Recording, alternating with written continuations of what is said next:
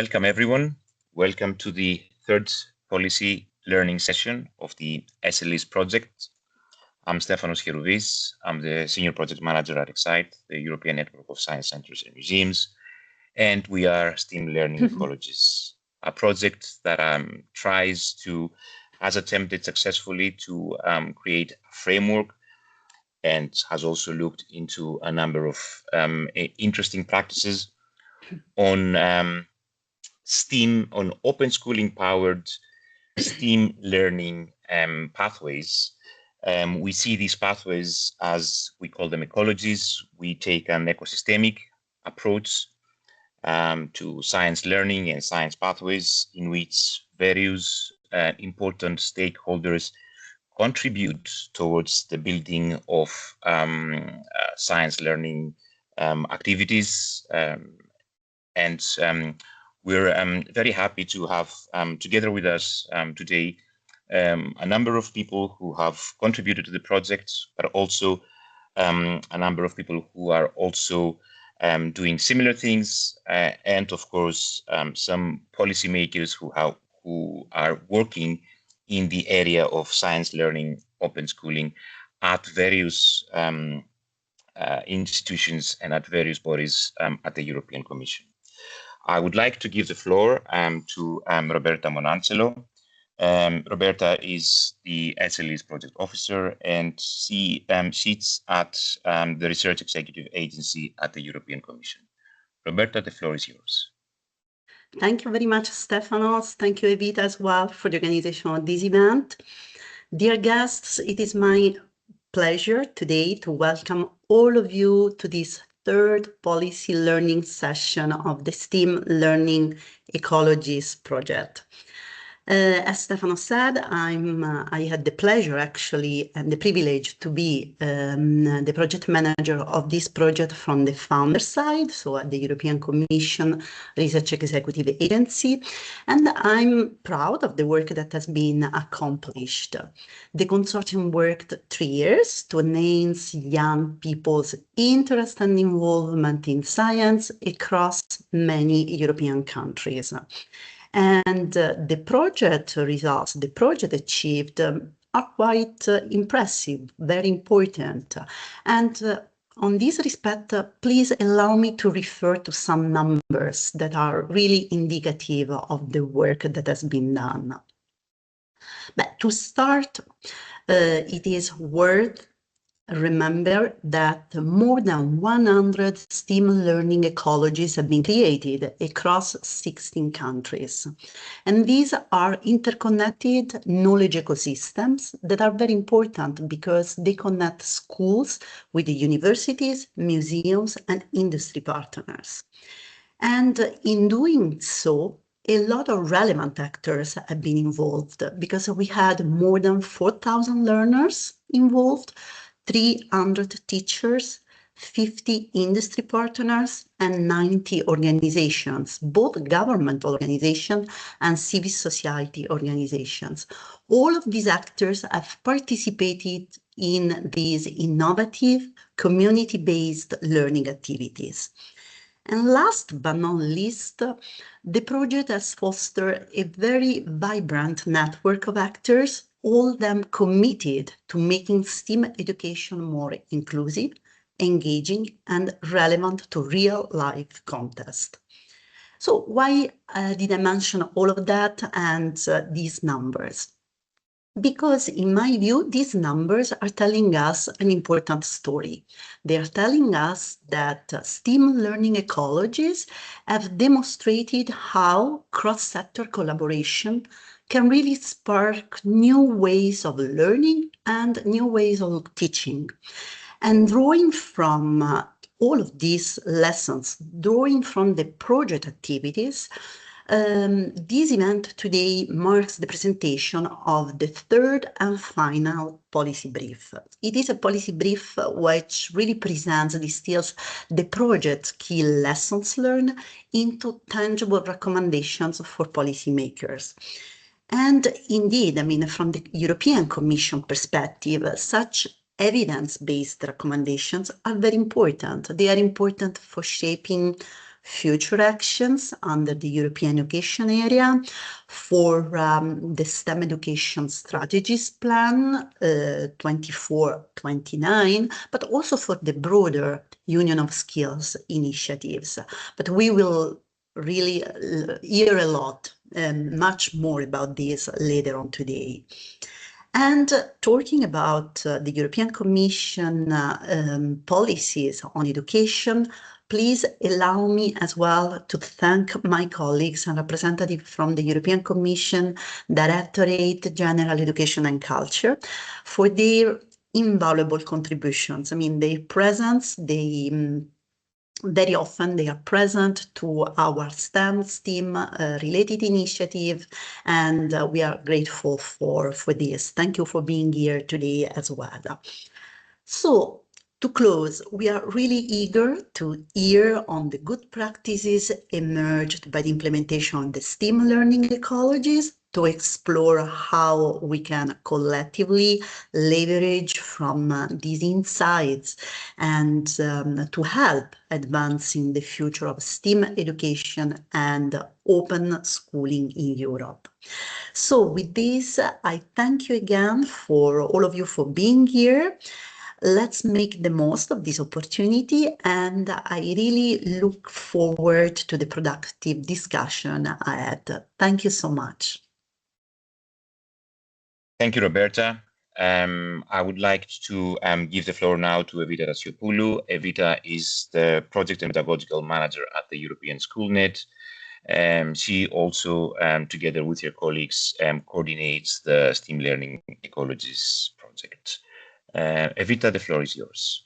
Thank you very much, Stefanos. Thank you very much, Roberta. Good morning, everyone, and a very warm welcome to all to this final policy learning session for the project. It's lovely to see so many familiar faces, but also new people joining us online in what for us is quite a celebration.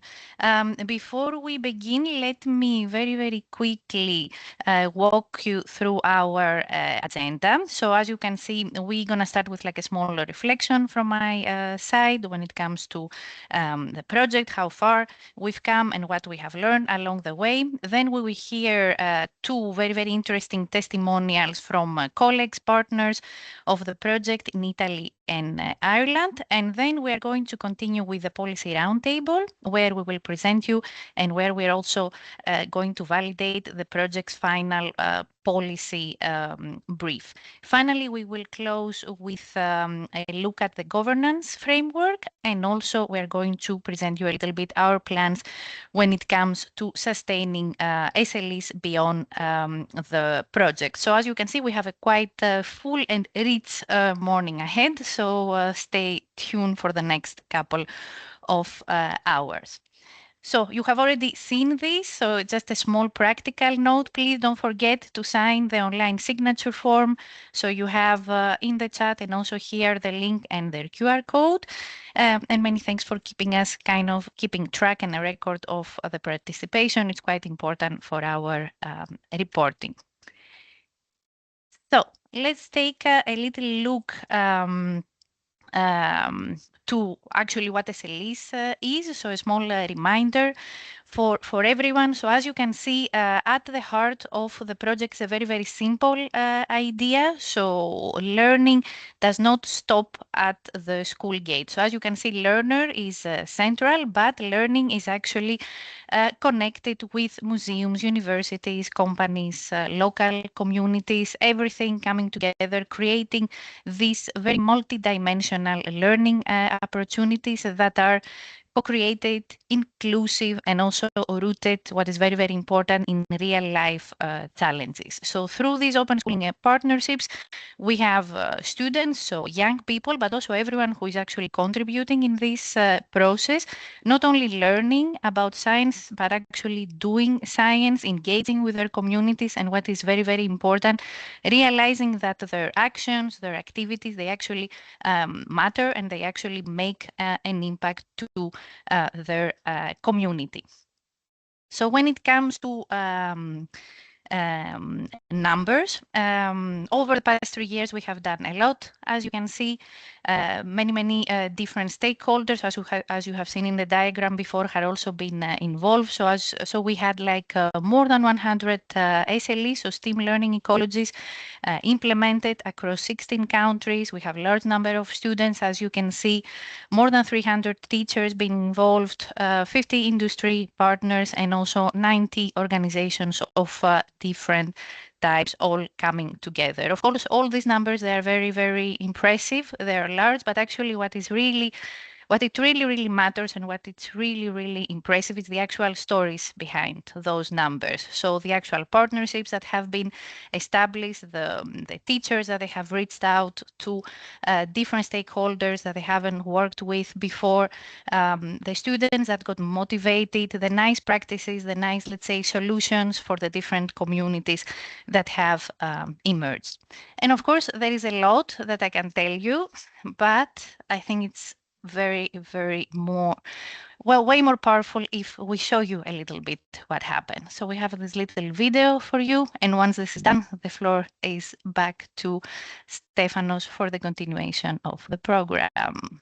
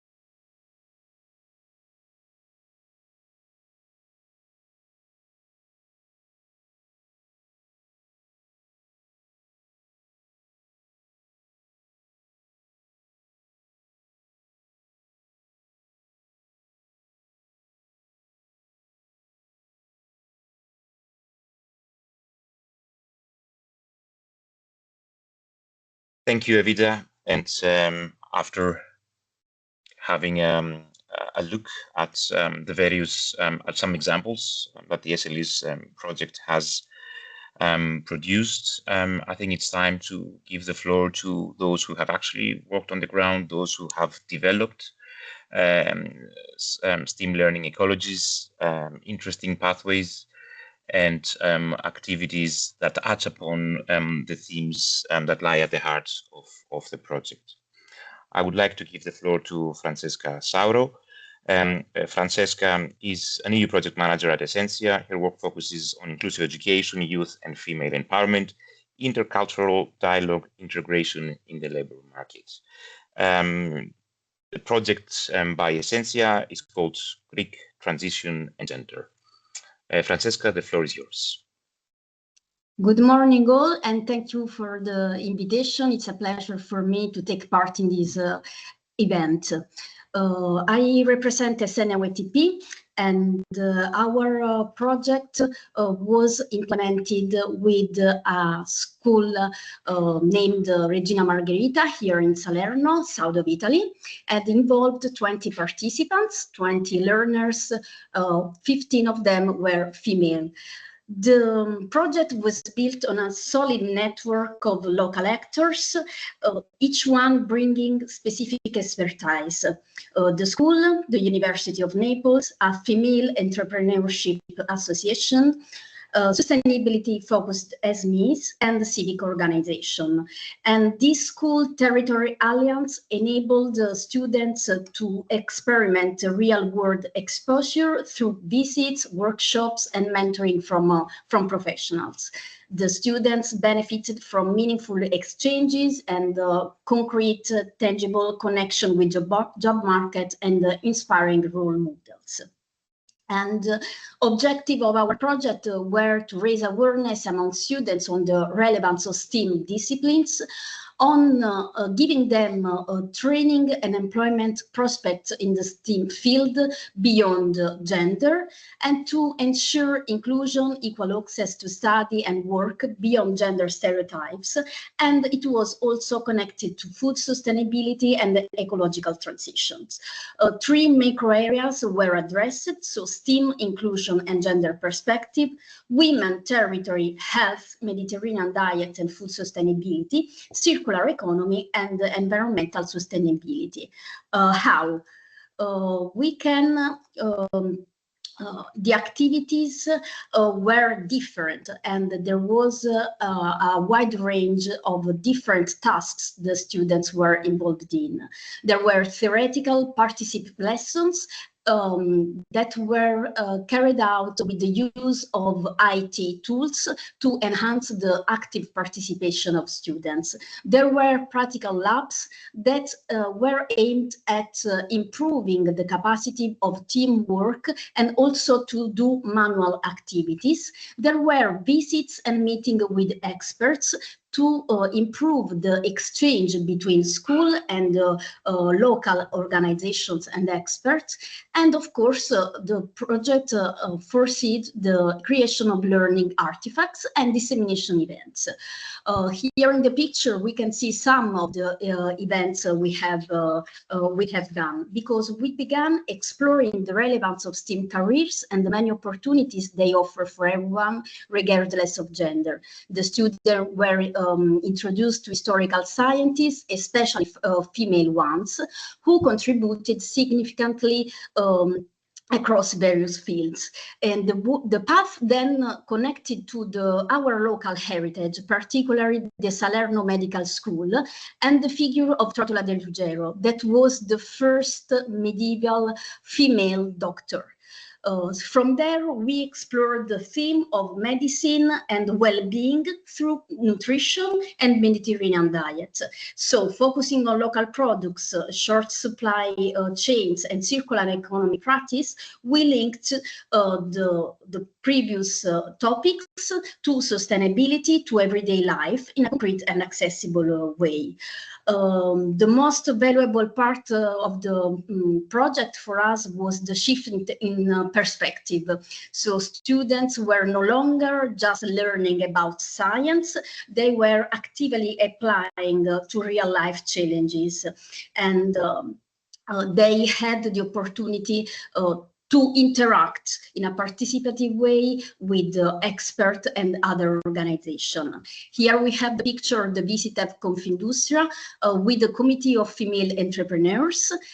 Through the tour, the students discovered the place of the ancient Salerno Medical School and the female Dr. Trotula De Ruggiero.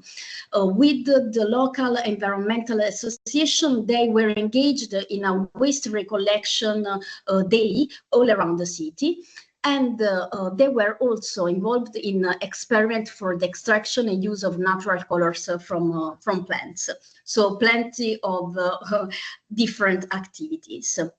As we said before, the project foresees the creation of some artifacts. The first was the booklet I Can, Io Posso in Italian. It is a recollection of actual careers and future careers in STEM that were imagined by the students, regardless of gender and stereotypes. The second one was the booklet Influencer. Here we merged a female protagonist in science, IT tools, and dissemination of scientific discoveries. The participants were asked to create fake Instagram posts to disseminate the discoveries and the relevance of the career path of female scientists.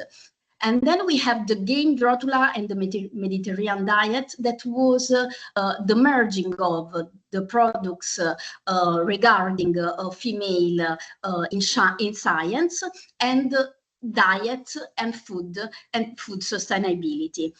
Then there were the earthworks materials that were built and created by students with waste materials, and a booklet Sosteniamo that recollects practical tips and advices to have a more sustainable lifestyle at school, at home, and in everyday life.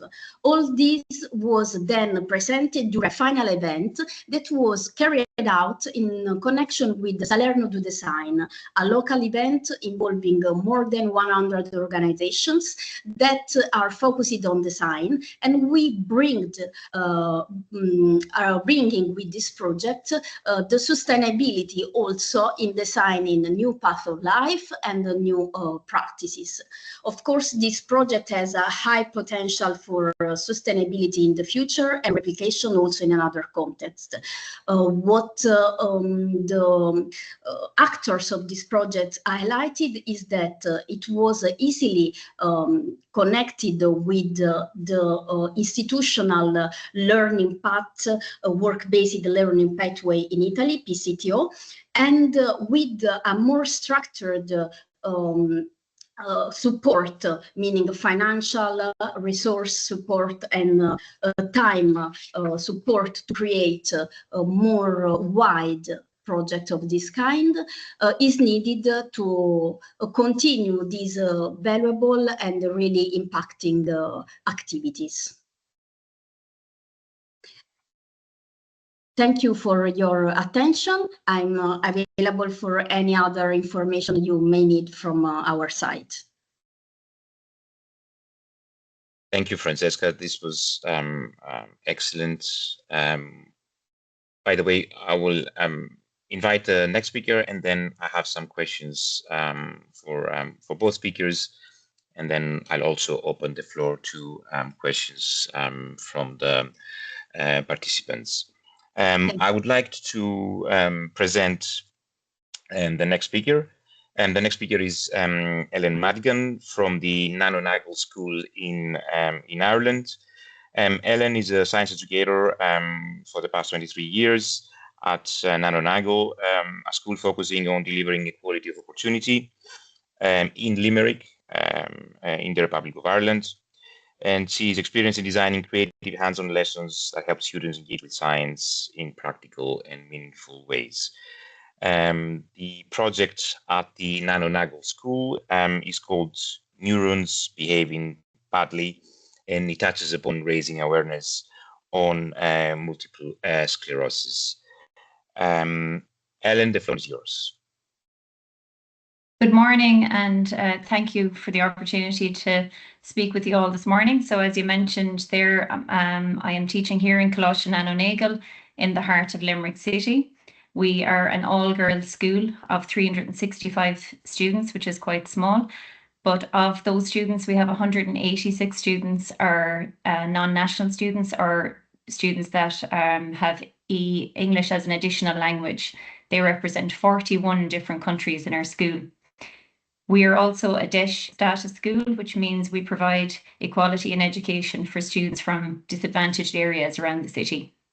So around this time last year, I signed up for the Teacher in Residence programme, so you can see there in the image, which is located in Galway. So we have a nice little collaboration between Limerick City and Galway City.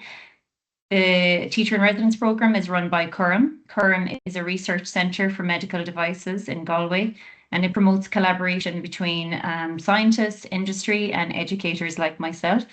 So the programme is run by Sarah Gundy.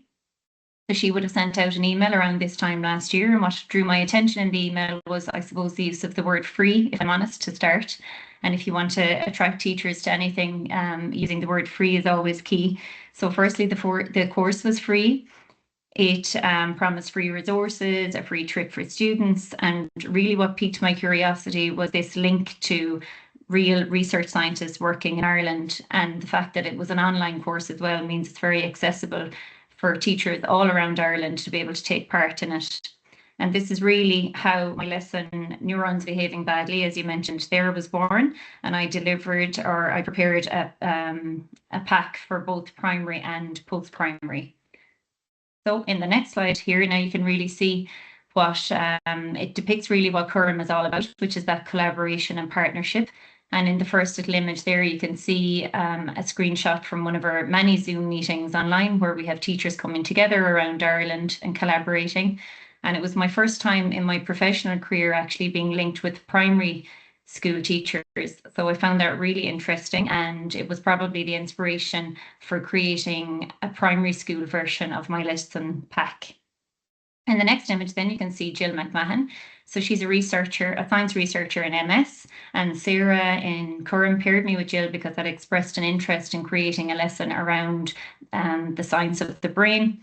So Jill was a fantastic help to me in helping me co-create some of my lesson concepts and ideas, especially when I was trying to use electronic circuits to explain the science behind what's happening to our neurons when we're suffering with MS.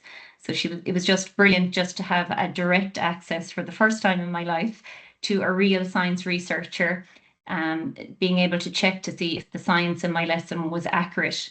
Now, she also provided me with information about what she was working on currently in Ireland in MS. And from that, and you can see there in the image, I converted that into a student-friendly version and made a little research fact sheet. And I ran that through a program called BRISC, which allowed me to change the reading age for students for primary, post-primary, or EAL students, maybe that don't have very good English, and also for students that take Leaving Cert Applied courses in our school. Leaving Cert Applied is an alternative Leaving Cert program in Ireland for students who find the regular Leaving Cert maybe a little bit academically challenging.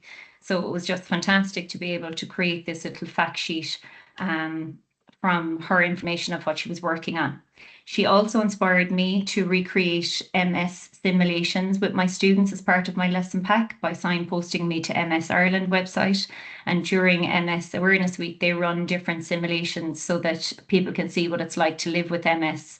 And when I recreated those in my lesson, it ended up being the highlight of my lesson for my students in my school.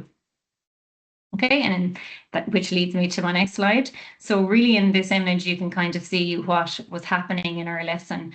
So different things that we did were we built little models of neurons using pipe cleaners and buttons and beads. We also used, you can see the two girls there holding a branch of a tree to try and recreate a model of a neuron to make it relatable for students. We used electronic circuits to try and explain what is happening when we have MS in the body, what happens to our neurons and the myelin sheath breaking down. And you can see too the images there, the little girl trying to get out of the beanbag. That was one of our simulations for students to experience what it's like to live with MS. we finally then we did an escape room challenge. This was aimed at, you know, exercising your brain. My students were just amazing at giving me instant feedback about what was working and what wasn't working well within my lessons, helping me to co-create and really just polish my lessons so that they were doable and that they were worthwhile.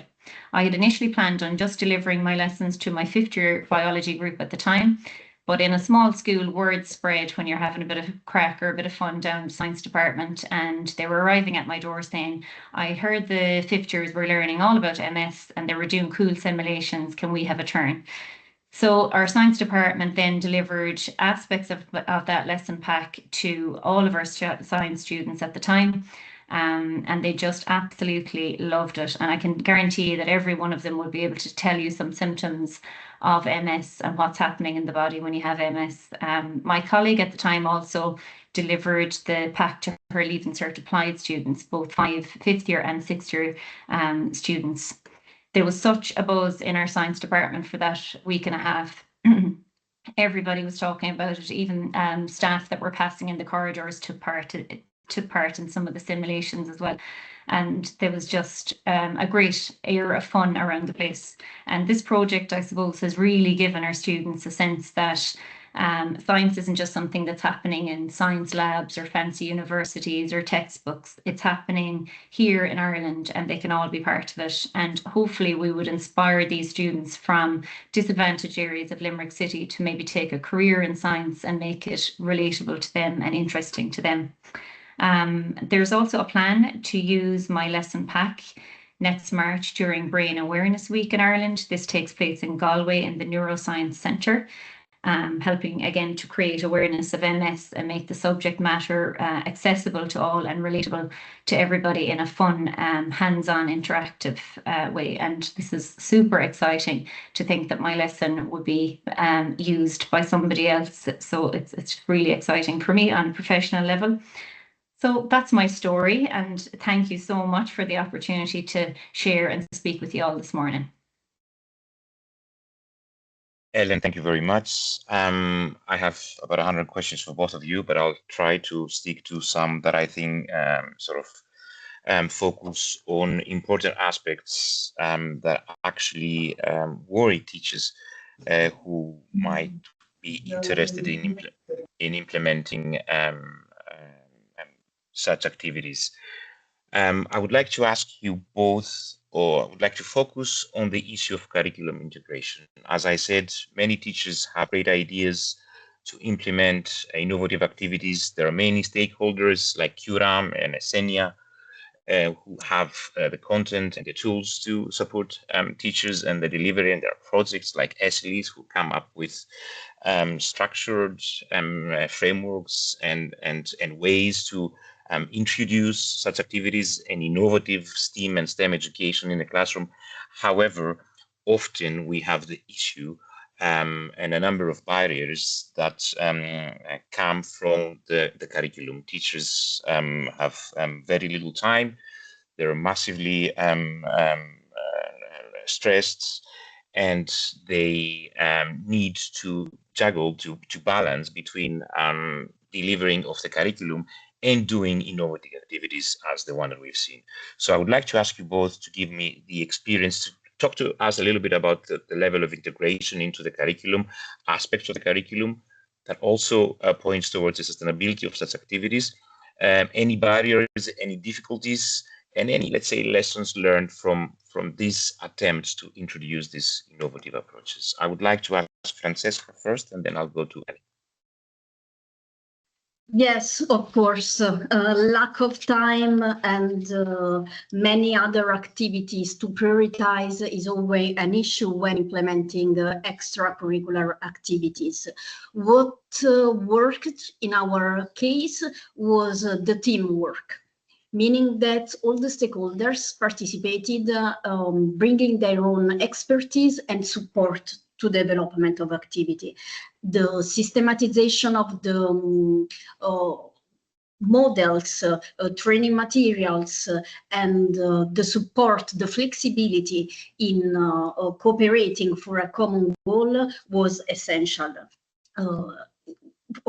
it's not, it's obvious that we, as an initiator and coordinator, provide them the support that they needed in any time, and this was really, really appreciated. But we also noticed that all the stakeholders and the teachers were really able to integrate these activities in their curriculum, and that played essential role, was a key factor in the success of the project, because our project addressed so many issues that teachers were able to easily integrate in a transversal way in their lessons, and that help them in not doing an exaggerate extra work for this project. From the other side, is also needed to say that sometimes schools lack specific devices, instruments, and spaces to organize such activities, and in some cases the authorization, administrative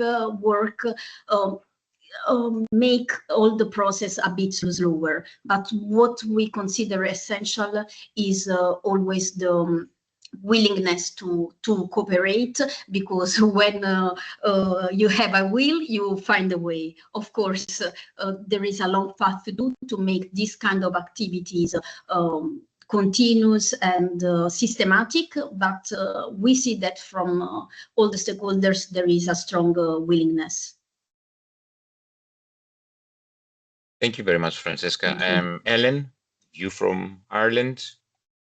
How are you? So just as Francesca mentioned there, I suppose as teachers, time is always the biggest barrier or the biggest challenge. And I think, you know, when I saw the email coming in about the teacher in residence program, like what attracted me to it was, I suppose, you have to think about what am I going to gain out of it? What am I going to get? You know, something has to pique your curiosity. And I think as well, when you're teaching 23 years, sometimes you need something to reignite the passion and the love for your subject again, like in science. So I was really excited about looking at this connection between researchers and what am I going to get out of it for my students. So in the teacher in residence program, I suppose the biggest thing was that we were going to get this buzz about the science again by being linked with Irish researchers, and the flexibility around the teacher in residence program that Sarah provided for us. There was never a pressure or a stress, even if we couldn't make an online Zoom meeting. It was pre-recorded, we could listen back to it. And every week that we had a researcher that was working in Ireland present something to us, every week I brought that information into my classroom live and told them all about it, what was happening now with science researchers in Ireland, making the students excited about it. I was telling them about Jill McMahon and what she was doing in MS, and like the students were really interested. I suppose, and as you know, Sarah Gundy mentioned there at some point in the program that you want the teachers to be excited about the science, and if they are excited about the science, then the students are excited. But for me, it's very important that any program that you're running, it has to link to the curriculum, because teachers are under so much pressure to deliver the curriculum and the syllabus. So for me, the nervous system is a very large aspect of the Leaving Certificate the Leaving Cert program in Ireland for biology.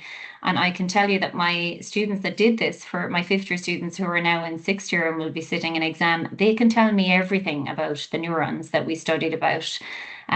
So it has to link to the curriculum, that is key.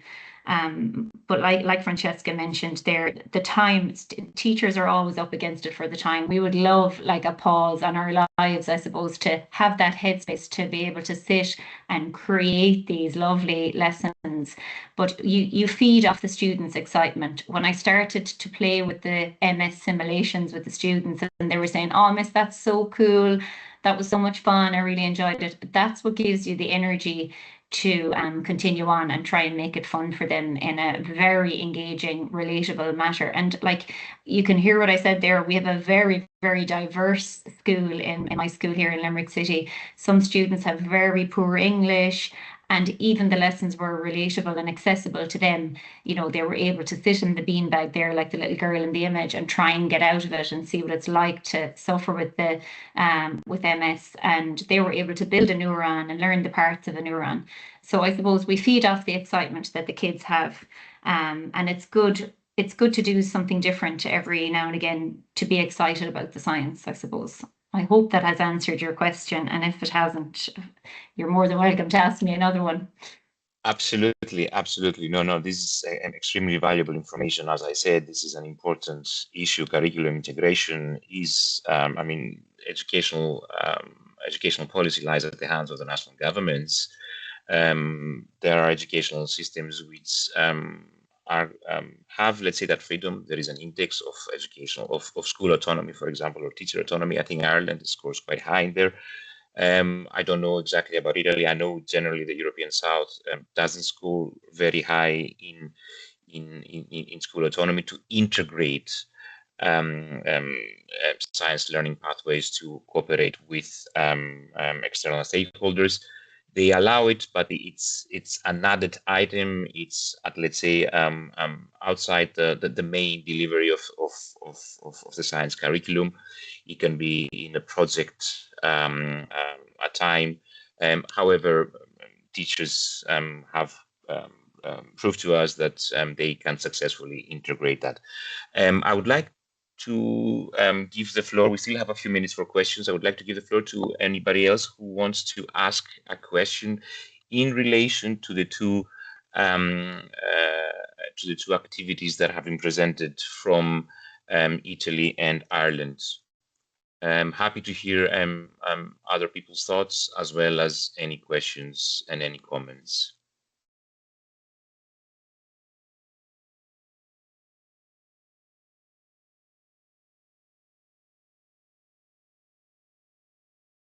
Anyone from the SLEs team would like to ask?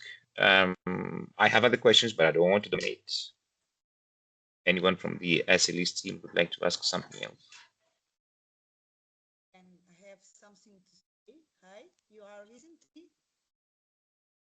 I'm Teresa. Sorry, can you speak louder, please? For some reason, I cannot hear you. You are listening? Yes, I think now slightly better, but you have to shout. Sorry. I'm Teresa. I'm from Portugal. Now I'm working in Science Center. I'm teaching in. Now I am here, but I have a school where I work. What I feel when my colleagues were speaking, the passion of time that all the teachers feel. But it's very important topic that when teachers are support, and that are the real point, the support of, like, the support of the, everyone wants to innovate.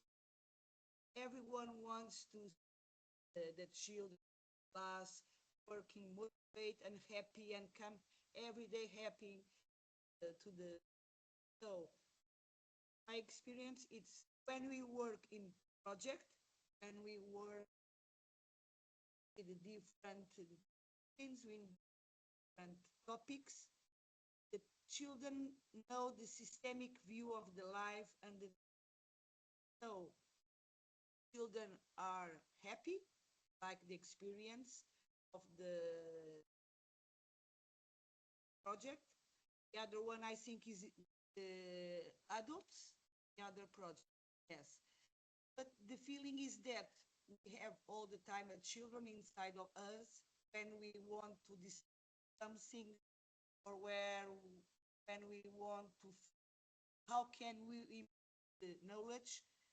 Working together is very, but I ask for, now I'm not in the, but I ask how can we put it more school project, and how can we support all the teacher that wants work in way, and sometimes it's not easy. How can we do it? How can we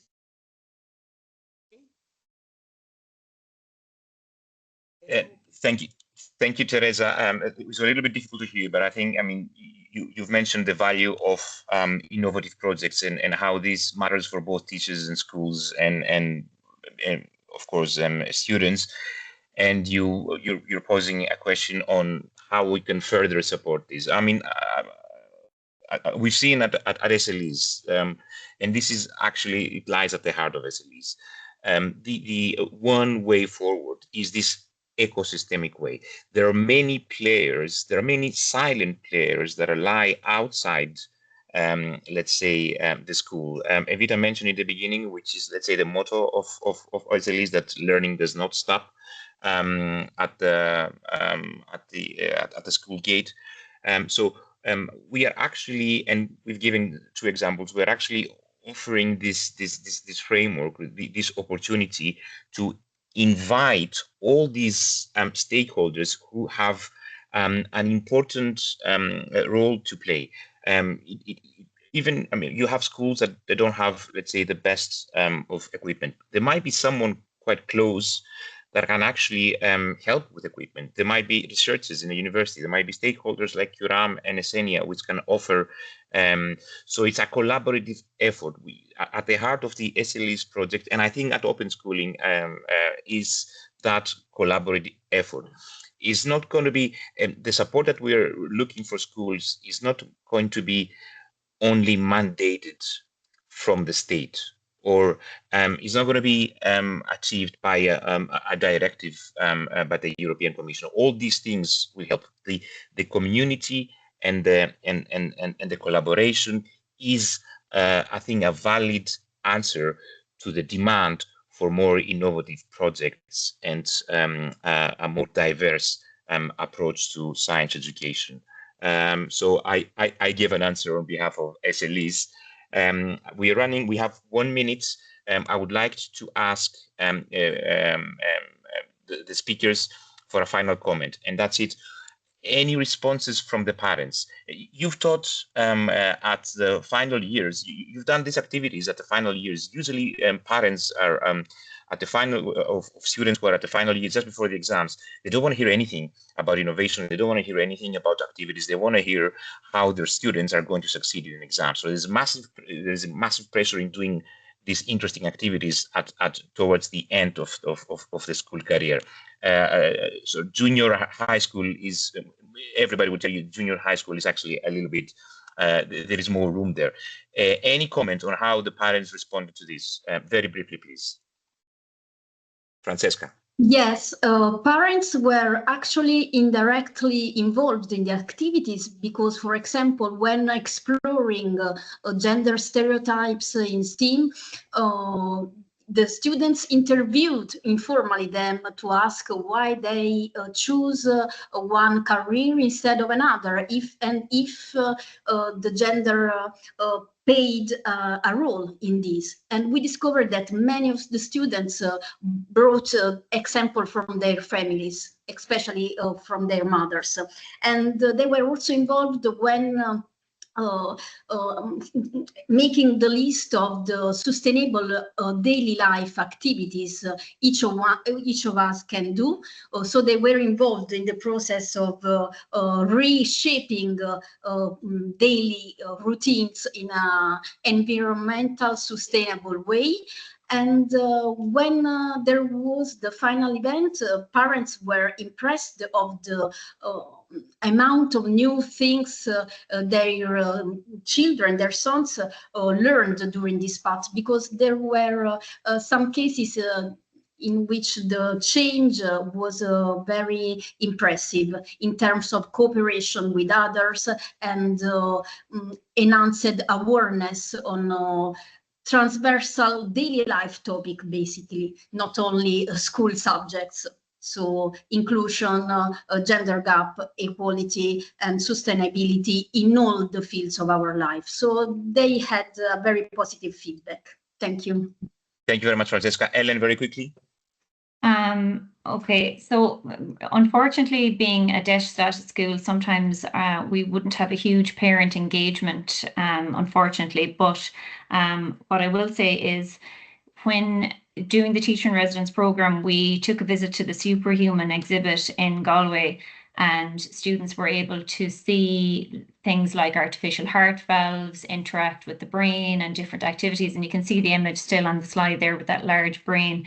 Like the children would have gone home talking about that day. And it gives them role models for maybe futures in science, and that they can achieve and that they can become scientists in the future. Also, as well, regarding parent involvement, I suppose they see their results in exams and testing, and you mentioned there about exam years in particular. Well, the nervous system is a full chapter on the Leaving Cert exams for biology, and they do need to know the structure of neurons and how it works. And regarding junior cycle, then students do have to learn about electronic circuits. So for me, there has to be an emphasis on the curriculum and the syllabus. Also then, like programs like the Leaving Cert Applied that I mentioned, there is flexibility within that program for students in science, and again with transition year students. So there is flexibility in certain programs for students. So, I can't imagine that the parents would be, unsatisfied about that, because Leaving Cert Applied and Transition Year does allow for flexibility. And regarding junior cycle and Leaving Cert exam years, they are, I did put emphasis on the curriculum side of things. I hope that answers the question. Thank you very much. Which takes us back to the school autonomy question. And as I said, Ireland is maybe a slightly much better example than other educational systems. Thank you very much to both speakers. I would like to move now to our next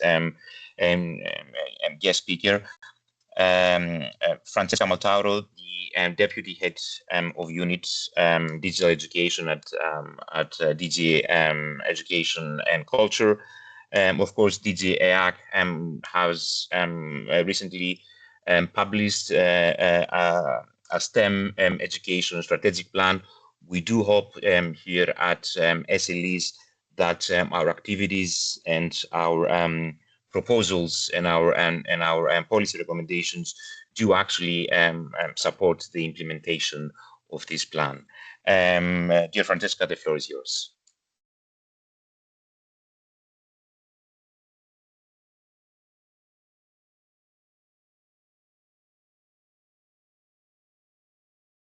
I think you're muted, Francesca. You're right, and I wanted to put on my earphones so that you can hear me better. But of course, if I don't then switch on the mic, you don't hear at all. So now you probably hear me, and I hope you hear me well. Thank you very much. It's really a pleasure for me to be here today and to join you for this third policy learning session. It's really learning for me.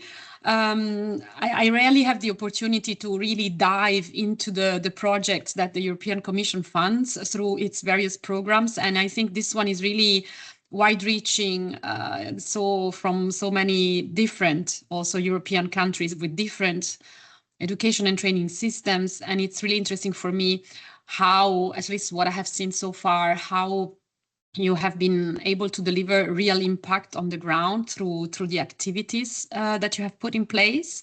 I am sure all of this will inform and inspire policy, both at your level, national level, but also at a European level. With all these successful pilots, I will join what Roberta said in the very beginning. Congratulations, because it seems really that these SLEs have exponentially increased, and that there have been so many engaged stakeholders across so many different countries, and so many pupils involved. So honestly, it's quite impressive what you have been doing, and it was interesting to see also so far these two examples, but also reading the policy brief. How through this ecosystem you have managed to really bring together different actors from schools, local actors, institutions, research institutions, also the civil society organizations, with the goal of creating and promoting really a very dynamic and engaging learning environment for the children through both the formal and non-formal and extracurricular activities and involving the civil society. For us, I think it was Evita who said before it was a simple idea. The project was born or based on a simple idea, but actually it's quite complex for all the reasons that have already been mentioned, especially on the part of the teachers, which always have lack of time and sometimes lack of support, let's say. It's difficult to put all of this into practice. And for sure, it aligns with our EU priorities. And I think this is a little bit what I can contribute with today, giving you some ideas of where we are in the European Commission. So I work for the Directorate General Education and Culture, Youth and Sport. And here we deal, of course, mainly with education and training. Our bigger framework, let's say, is the European education area that we want to achieve across Europe, creating convergence of the policies in the different education and training systems in the various European countries. And most recently, we have adopted a new strategy, which is called, and it was mentioned before, the Union of Skills. Under the Union of Skills, the main objective, is to invest in human capital, European human capital. The strength of the European Union is its people. This is the baseline of the Union of Skills. And the EU has an urgent issue to invest more on its people, because it is in a quite difficult economic, geopolitical situation. And the idea is, let's invest in European people to have more skills, to become more competitive, to become more inclusive, to solve social challenges that become more and more pressing. In this context, it is also linked to, you may have heard of it or maybe not, it was published last year, the Draghi report, which was really urging the EU to take actions in specific fields in order to get out of let's say, a crisis situation or a potential bigger crisis in the future if we don't take action. So in this, let's say, context of urgency, it is quite interesting that the first two deliverables of the Union of Skills have been the STEM Education Strategic Plan and the Action Plan on Basic Skills. So on the one hand, our big message is we need to act first on basic skills, reinforcing basic skills. There is a declining trend in basic skills across the EU. All of you know very well the PISA survey, PISA tests.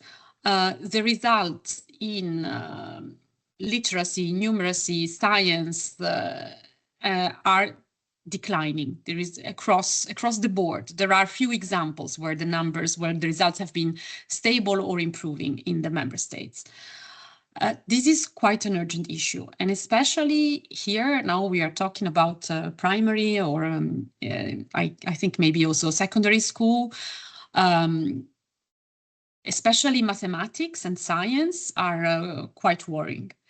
And to this, let's say, baseline, we have then said, okay, where do we need more talent? Where do we need more people in disciplines that are connected to STEM, science, technology, engineering, mathematics? Because these disciplines are enablers to let's say, fill shortages that we have in the labor market connected to specific strategic sectors for the European Union. So this is the idea behind. And this is the reasons why we came out with these two communications, one on the basic skills and one on STEM education. The STEM education strategic plan aims to address specific challenges. So let's say I will try to summarize in 3 objectives, and you will see how it aligns with the work that you are doing. Increasing the supply of STEM skills. And we are trying now to also introduce targets for enrollments in vocational education and training, in higher education, and also at PhD level, targets of minimum enrollments in STEM disciplines, increasing also the numbers of girls and women in STEM and STEM careers. So this is, let's say, the first objective. The second objective is strengthening the STEM, what we call the STEM talent pipeline. And I am sure teachers here will recognize themselves. So in the early years of school, we see that kids are very interested in these subjects, that girls are interested in these subjects, that they are good at it as much as boys. And then when they continue with their schooling path, they lose interest. They become less, maybe even sometimes performance goes down. And in any case, the number of students that at the level of higher education chooses STEM disciplines, and especially girls in some fields, not all of them, but in some fields, is getting down. So we want to encourage, and this is, I think, what you are doing already, encourage all students, and especially girls, that STEM education is for everybody. That STEM education is not just for the smartest and the brightest, but it is something that, with some good support, accompanying measures and maybe some innovative teaching methods, can be something for many more people and not only a selected few. So this is the idea. And the third objective I already explained in the beginning is, well, contribute overall to European competitiveness and performance in these fields, by making STEM education more relevant, more connected to industry and the labor market. So overall, the STEM plan was published in March. We have consulted quite a lot of external stakeholders. Overall, it has been well received. And I think now we are already into implementation. A lot of the STEM plan will be A lot of the actions of the STEM plan will be implemented through the Erasmus program. There will be also other programs involved, but we have quite a few interesting calls coming out soon through the Erasmus program.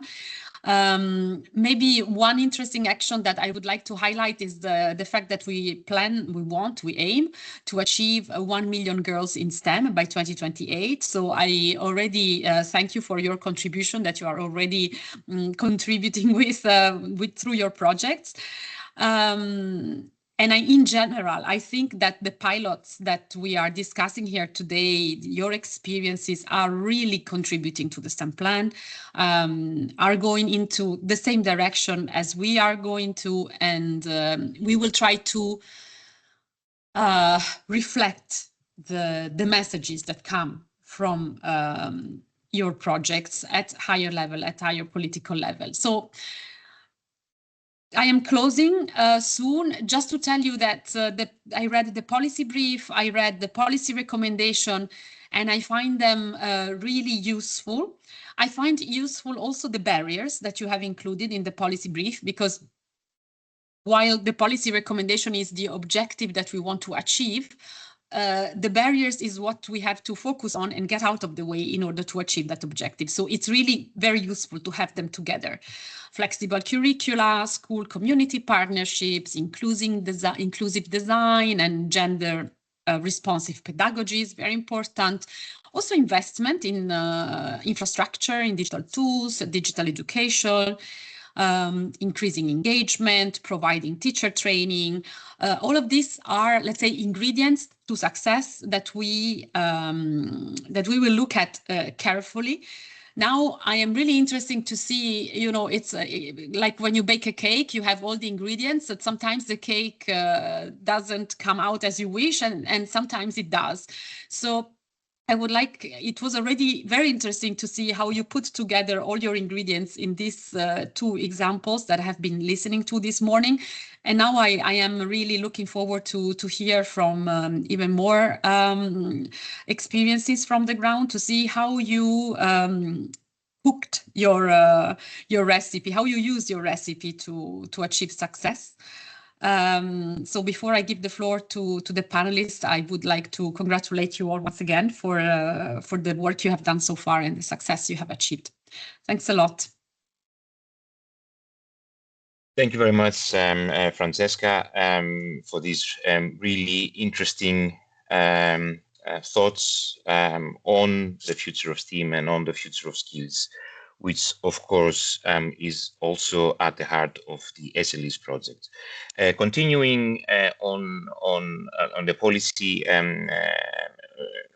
on policy matters, I would like to invite Laura Mentini, who is a project manager at APRE, one of the key partners of SLEs, and Ioana Karagiozov, who is a project officer specializing in projects related to STEAM and STEM education at EUN being the coordinator of STEAM Learning Ecologies. They're going to talk to us about, they're going to present the third SLEs policy brief, and they're going to talk to us about the lessons learned from the pilots in relation to policy. Laura and Ioana, the floor is yours. Many thanks, Stefanos. I will begin, and I would like to begin by saying that we hope this presentation connects to all the discussions that have been conducted up until now. As Francesca said before, there are many ingredients, and we tried with this last policy brief to put them all together and to present a little bit our recipe at, let's say, the recommendations level. But before we delve into our third policy brief, I would like to give you a little bit of context on how it came to be, because this is the third of a series. And together, the three policy briefs provide a story of our project's journey. A story that begins in the first year of the project, where we analyzed the opportunities of open schooling and the potential of open schooling in 12 different countries. In the second year, we tried to connect this potential with insights from the ground after we had implemented the first 12 pilots, one for each of the countries we had analyzed, the first 12 pilots of STEAM Learning Ecologies. And now we are at the third policy brief, where we strive to identify the barriers and the enablers to scaling up this pilot, because as you've seen before, we managed to move from 12 projects in the second year to more than 100 in the third. And during this journey, we validated each policy brief through policy events. First, we had a policy dialogue in Brussels in the first year with key representatives from the Parliament, from the Commission, but also from industry and representatives of educators that were all together to discuss the opportunities for teaching STEAM education through open schooling. And in the second event that followed the second policy brief, we had an online policy learning session where sister projects were invited to showcase their complementary approaching to open schooling. So it's important to say that our project is not alone in this mission of promoting STEAM through this new approach. We are together with our other EU-funded projects. And here we are together on the third policy learning session. If you're interested in learning more about these briefs, you can find the QR code and the link below, and we will share it with you afterwards so that you can take a look. Now, let's delve into the process that led to our brief. We said before that we also wanted to understand what were the ingredients, and to do so, we collected different outputs. We collected more than 105 learning scenarios, which reflect the essential elements of the STEAM learning ecology methodologies by explaining what activities students did throughout their learning paths and how these activities were aligned to the curricula, how stakeholders contributed to the activities, and what benefits all of these brought in terms of innovation of learning and teaching, in terms of gender equality. You've heard before 2 examples of how we tried to promote it, but there are so many more, and how we promoted STEM careers through these activities. We will publish these learning scenarios, like it's a sample of the learning scenario, and we'll give you more information towards the end of the event on how to find them. And together with the learning scenarios, we had 95 questionnaires. These were mainly close-ended questions to evaluate the implementation of the pilots, but most importantly, to understand the institutional factors that enabled or hindered the implementation. And finally, we combined these insights with the analysis of more than 500 learning products that students produced throughout the pilots. And the quantitative data from these surveys with the qualitative insights from the pilots and the learning scenarios, they gave us preliminary results that we then validated through a final reflection workshop we held in June with representatives from 8 different countries where these pilots were conducted. So we wanted to really understand from the ground whether our takes through all of these experiences were, let's say, were aligned with the personal experiences of the initiators. And these briefs are, as you can see, the result of extensive exchanges we held with all stakeholders involved on the ground. And now let's delve into the concrete stuff. So I'm leaving the floor to Laura to introduce the results of this last analysis and our recommendations. So thanks, Joanna. I'll take control. So good morning, everyone. I'll present the first 2 contents of the policy brief that we would like to share with you. So what emerged from our analysis in terms of the first aspect that we want to stress and highlight, and some of this has been already emerged until now. So I'll stress out some key points that we also point out in our policy briefs.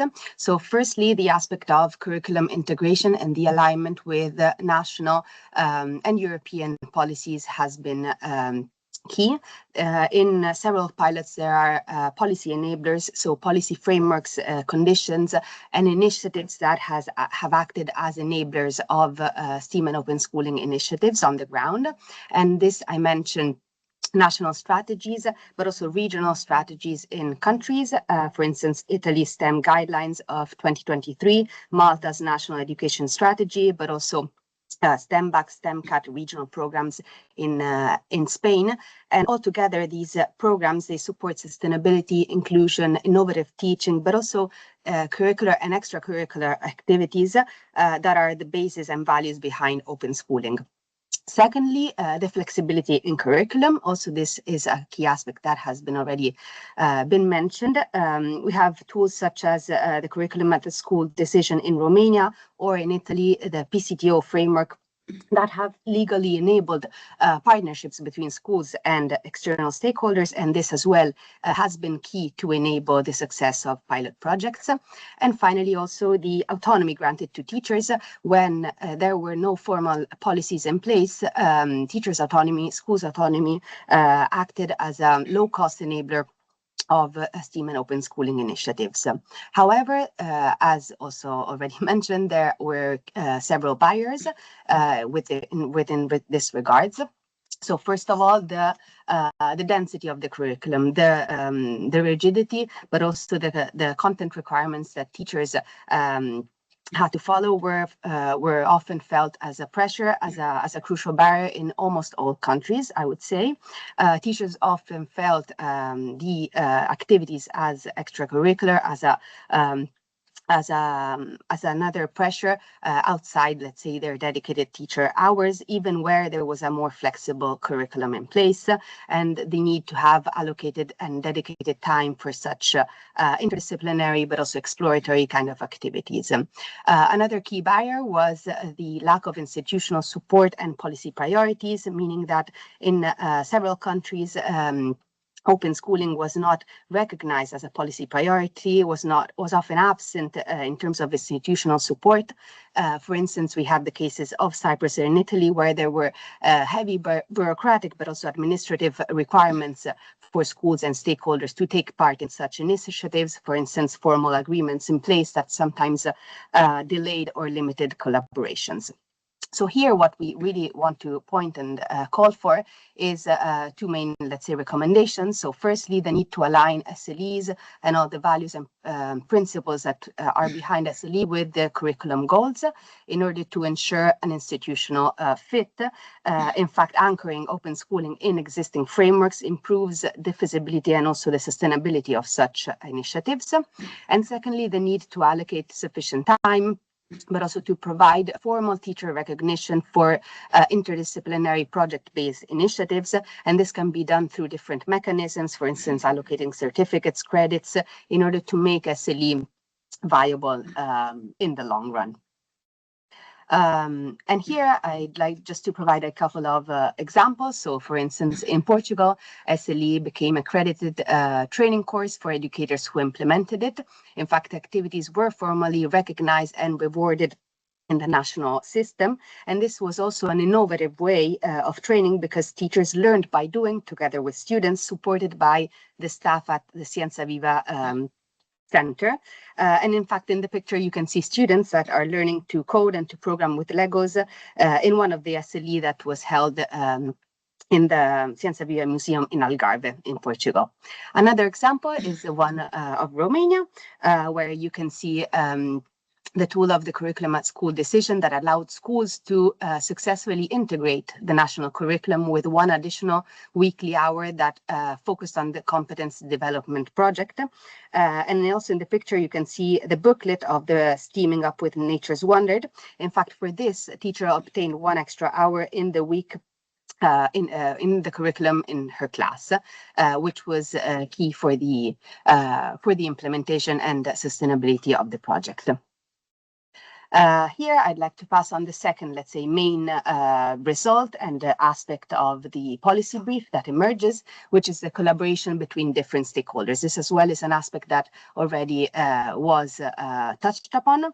So what we do see is that in projects in SLE that involved external stakeholders, so the collaboration with science museums, research institutes, universities, but also NGOs, businesses, public local bodies, had a real impact and created meaningful real-world learning environments, because they improved and enriched the quality of the learning experiences for students, but also the visibility of schools, for instance, overall creating an ecosystem where schools are not acting in silos, are not acting independently, but strongly connected to public science and the community well-being.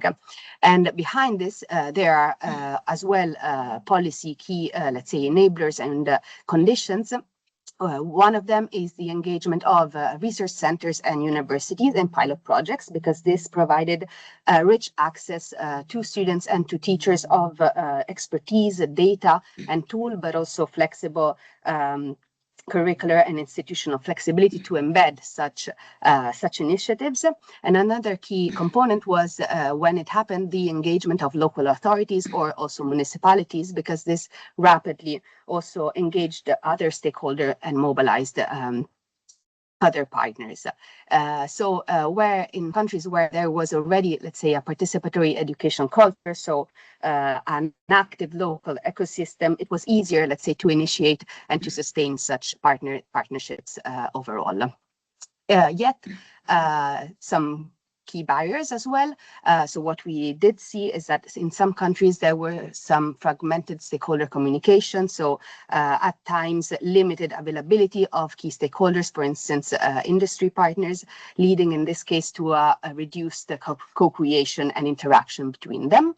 At times also logistical challenges, meaning in coordinating activities, for instance, in different schools, or bringing students outside to field trips, for instance. And finally, the lack of capacity for digital safety protocols. This in the case where there was sensitive data in terms of AI or student information. So the need for teachers to have data protection protocols, digital safety awareness, that was at sometimes lacking. So here we point to 4 main recommendations. Firstly, the need to leverage what is already in place, so existing networks, innovation cultures to support the uptake of open schooling. And this, for instance, means to capitalize on existing networks at EU level, twinning scientists, but also local science centers and prior project experiences in order to help new project comers, but also to support the scaling up and impact of the existing ones. Secondly, the need to encourage and to continue funding school community partnerships through dedicated platforms, through national or municipal mechanisms in place. A third aspect that we want to highlight is the need to foster and support distributed educational leadership, so recognizing local innovation champions. As we said, also when there was not a formal policy in action, it was key to have leaders in schools, but also outside schools as stakeholders to initiate and to keep up the momentum of SLE projects. And finally, the need to build and to sustain the coordination structures for school community partnerships. So the need of schools to have role clarity, but also clear templates and this continuous support for the coordination and facilitation of such partnerships. Again, a couple of examples on this matter. So, for instance, in Turkey, the SLE named Innovation Bridge was able to secure the support of the local municipality. And this for them provided a key logistical support for the initiative, but also the district educational authority that provided official endorsement and agreement for the activity, therefore showcasing the benefits of bringing local authorities on board. In Cyprus, instead, almost all pilots were enabled by the UNESCO network, and also informal science centers, the University of Cyprus in the topics of biodiversity, that provided a real starting point for the definition of the country's 10 pilot projects, therefore connecting schools with science networks and offering constant, let's say, support during the implementation, but also providing dissemination opportunities after the project end for student outputs. And I'll give the floor back to Joanna now for the last content. Thank you, Laura. As we've discussed widely before, learner engagement is another key dimension that we wanted to tackle with our recommendations. And that's because it supports STEM subjects by nurturing interest in students and long-term academic outcomes towards science, technology, engineering, and math. So the pilots revealed several interesting ways through which the SLEs approach supports learner engagement. First of all, we noticed that when students are called to co-design solutions to real-world societal issues, they demonstrate greater ownership of their activities, and they really do their best to showcase critical thinking and to put together all the topics they learned about into systemic learning for the solution of the societal challenge. And this echoes a lot what has been presented by Ellen in Ireland and by Francesca in Italy, for example. Secondly, we saw that when students' videos, their campaigns, their guides, and all the other outputs are shared with local authorities or through community events, students feel more empowered to raise public awareness and to promote civic engagement. And this is important because not only do students see that what they're doing is relevant, it has an impact on society, but the impact that we are having is not confined between the school walls, but it goes out into the community, into society at large. And finally, students who engaged with technology, so for example, sensor data analysis platforms or app developments to solve the real world challenges they were called to work on, they reported increased motivation and deeper understanding. And if we want learning to really be connected to today's challenges, we need technologies that allow to solve these issues.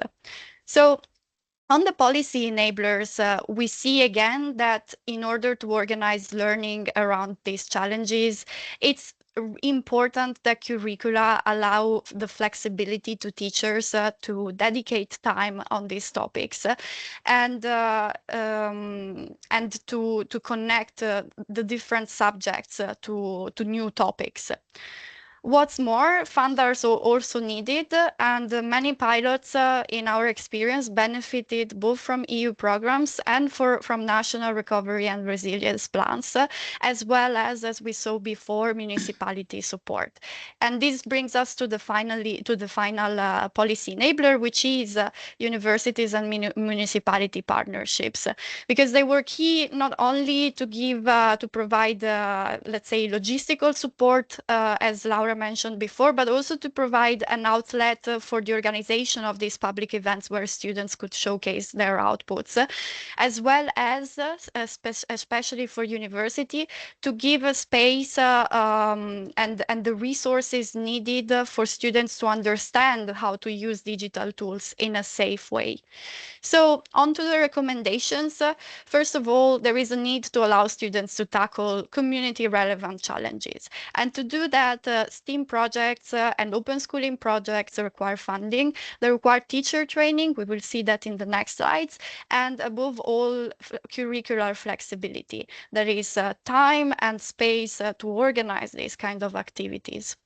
Now, then, we need to provide opportunities to recognize publicly learners' outputs and schools' efforts towards organizing these open schooling events. And that can happen both through local and national outlets. And finally, investments in technologies are important because, as we've said before, they are if we want these projects to be able to tackle the problems of today, we need to provide them with not just the infrastructure, but also with the ethical guidance on the use of these technologies. To make just a few examples on top of what you've already heard, in Malta, each of the SLEs closed with final events that provided visibility to students' learning. And by the end of November, the Maltese government will also organize a wide event that brings together all the students, stakeholders, and initiators who have contributed to STEAM Learning Ecologies for this final celebratory opportunity. Spain is an example of how to both make digital tools accessible, but also ensure ethical guidance, where students needed to work on creating public awareness campaigns around the United Nations SDG by using artificial intelligence.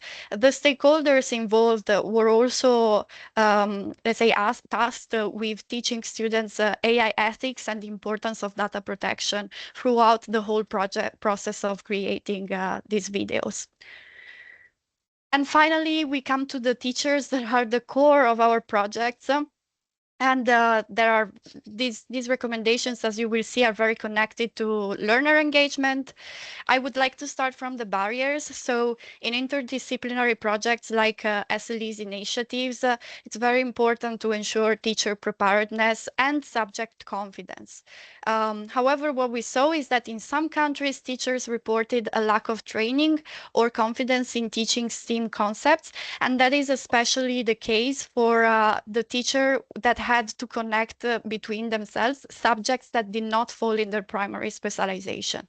And to compound these barriers, and maybe a cause to this barrier, is that teachers also often lacked professional development programs and frameworks to implement STEAM open schooling and open schooling, but also to do so by making this project inclusive by design.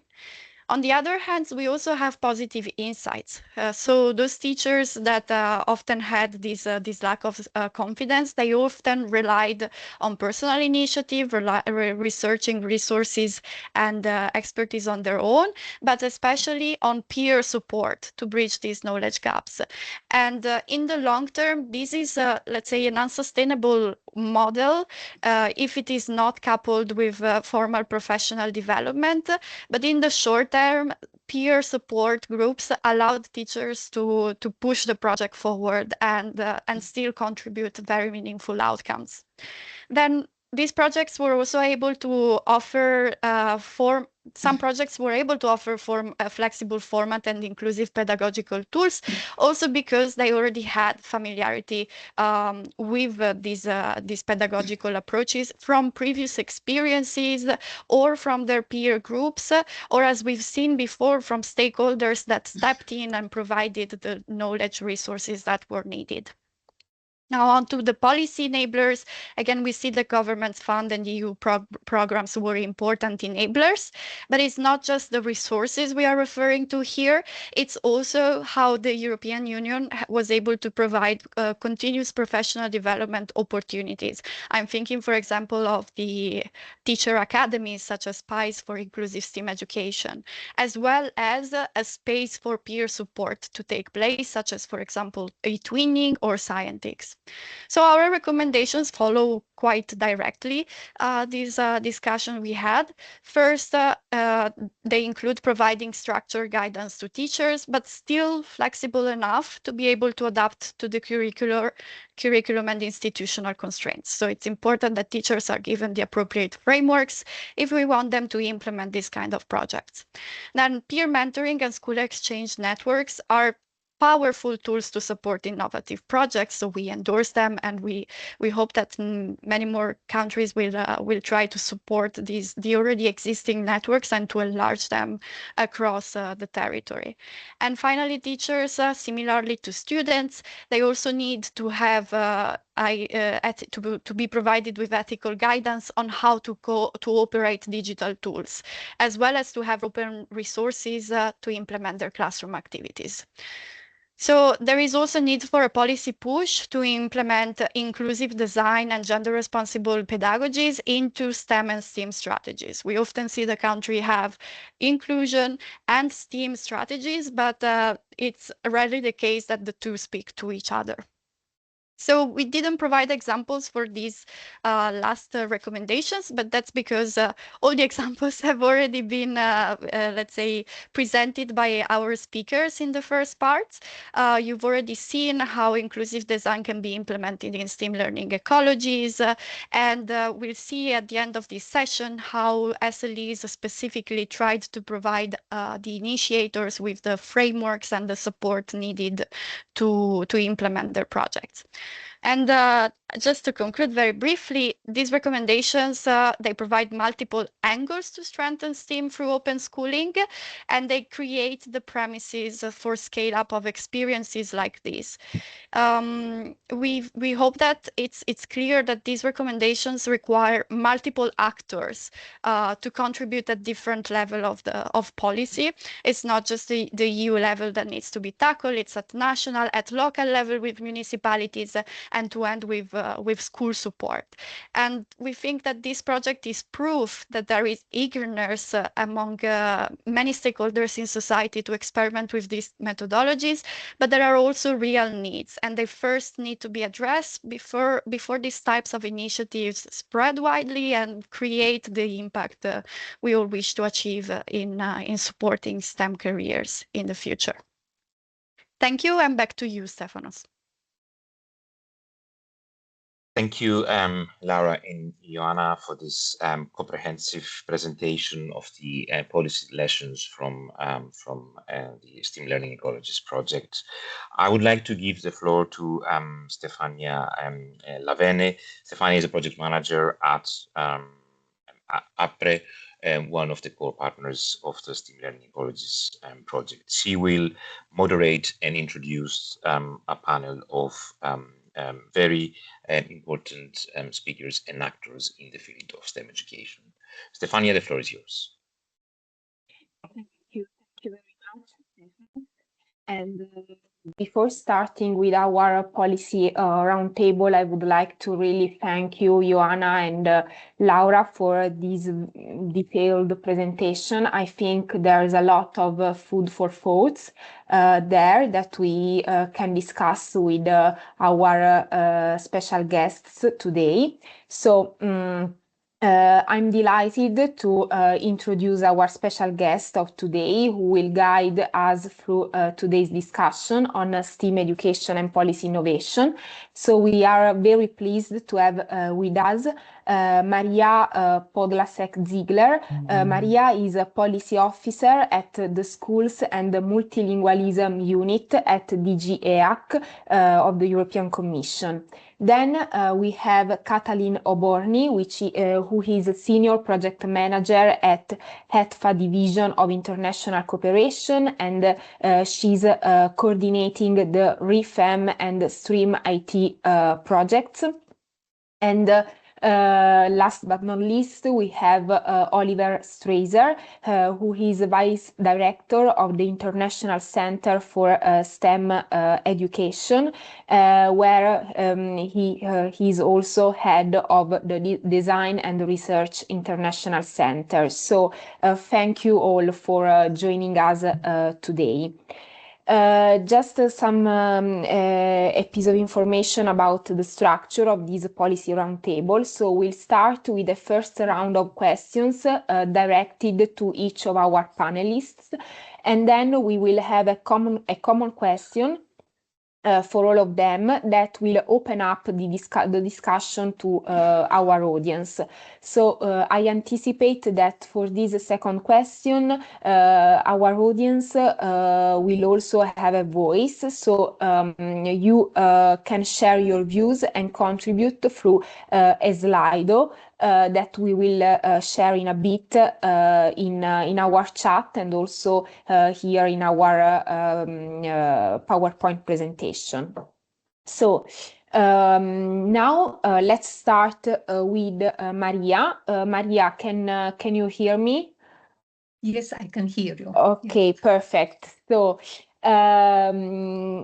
I will ask you from your perspective, how can STEAM learning ecologies be embedded into existing European and national strategies and initiatives, such as, for example, the STEM strategic education plan mentioned before by Francesca, the Green Comp, the Digital Education Action Plan, and also how can we translate toolkits, experiences, and good practices collected in our project into systemic policies at European level? So the floor is yours. Maria, you will have around 5 minutes to reply to this question. Thank you very much, and thank you also for the invitation to this gathering, to this roundtable discussion. It is always a pleasure to be with you and to listen to your progress in your work. And these are very big questions, actually, and very difficult ones. I would like to start by saying that this concept linked to open schooling is not entirely new. We have learning model, which is called also whole school approach, which has been systematically embedded in EU policies and strategies. And you can find the reference to this in almost all policy initiatives linked to different areas like inclusion or environmental sustainability, learning or citizenship education. So this is based on the premises that learning doesn't happen not only in school, but in a community-based approach as well. But of course, the open schooling is bringing this idea at a new, more comprehensive level through the research you are doing under Horizon projects, which is very, very relevant and important. Despite having this whole school approach so widespreadly included in policy initiative, we know that it is far from being mainstreamed and widespread in the implementation. So the main issue is the implementation. And you may be interested to learn that, for instance, the upcoming Cyprus presidency is going to organize a conference focusing on the whole school approach linked to environmental sustainability, but not only that, and to promote it even further. What we are doing currently to somehow, reinforce and promote this open schooling / whole school approach idea is an action introduced by the STEM Education Strategic Plan. This action is called STEM Education Centers.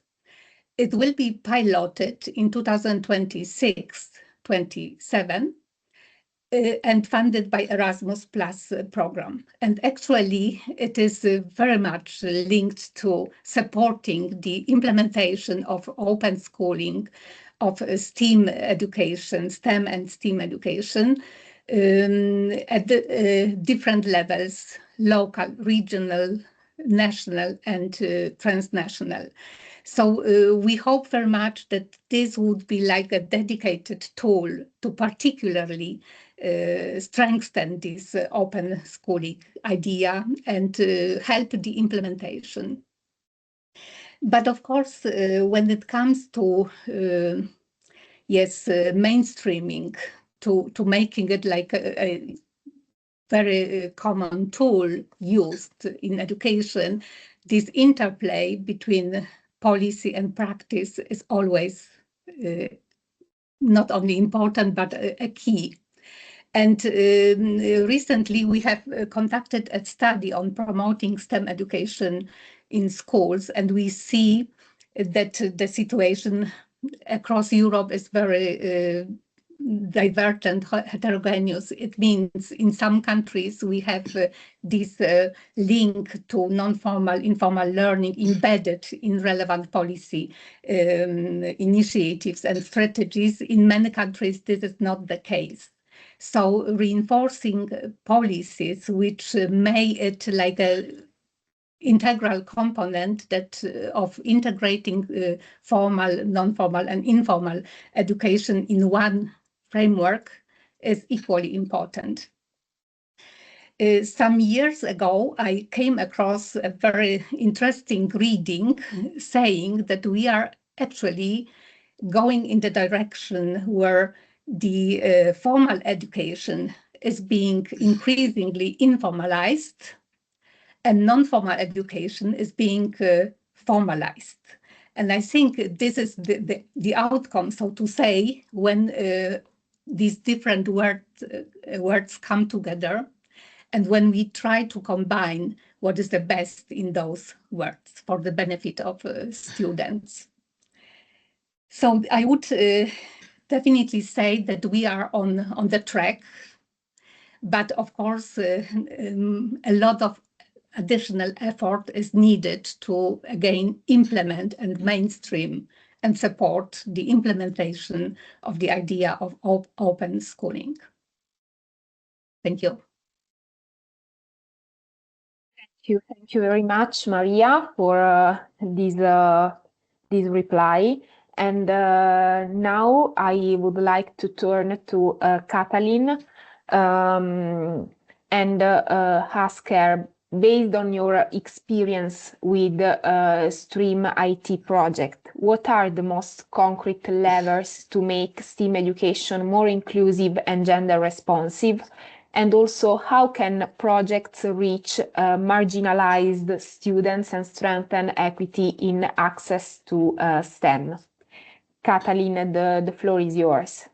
Thank you, Stefania. So hello to everyone, and sorry for not being able to switch on my camera, but this is what we have to deal with today, but I hope you can hear me right? You can hear me. Okay, so thank you for the question. This is also a very big question, and so addressing STEAM education and the inclusivity and the gender responsive education in STEAM. So this is what we are addressing in the whole project. So I don't have an easy task today to answer this question, but what I can say is that, so when we would like to focus on the gender dimension in STEAM education, and we can say it to any kind, so we can say it, we can speak about education in general. So we need to address, in this case, we need to address all levels of the system. So this means that it's not enough to focus on, for instance, the classroom practices, but we have to always look at the broader picture, what is happening at the broader structure and cultural level. So here we can speak about that we have to address the national curriculum, we have to to see the institutional frameworks that let the school work, how they work. And so we have to deal with the whole learning environment itself. But of course, this is like too general. Still, I would like to emphasize that we have to see what are the structural and cultural factors behind the inequalities. But if we go to the level of the schools, then here we have to address many factors that influence the inclusivity and inequality or gender equality. So, for instance, we can see how the leadership support at the school level of the gender equality issues.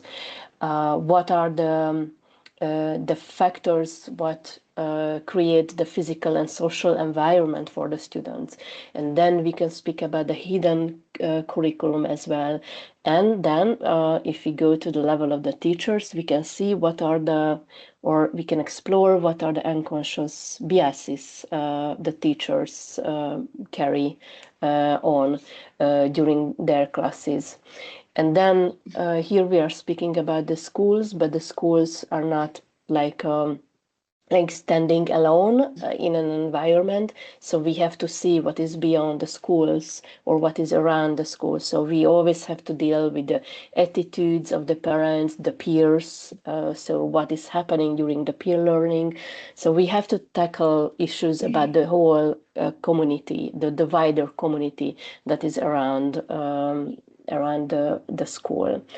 So this is very general what I just said, and so that's why I would like to share one of my recent experience, because we just had a few days ago, we just had a webinar with well, it was a Hungarian language webinar with a biology and chemistry teacher, and we asked her that what a teacher can do, like what are the very first steps a teacher can do to ensure inclusivity in her classes.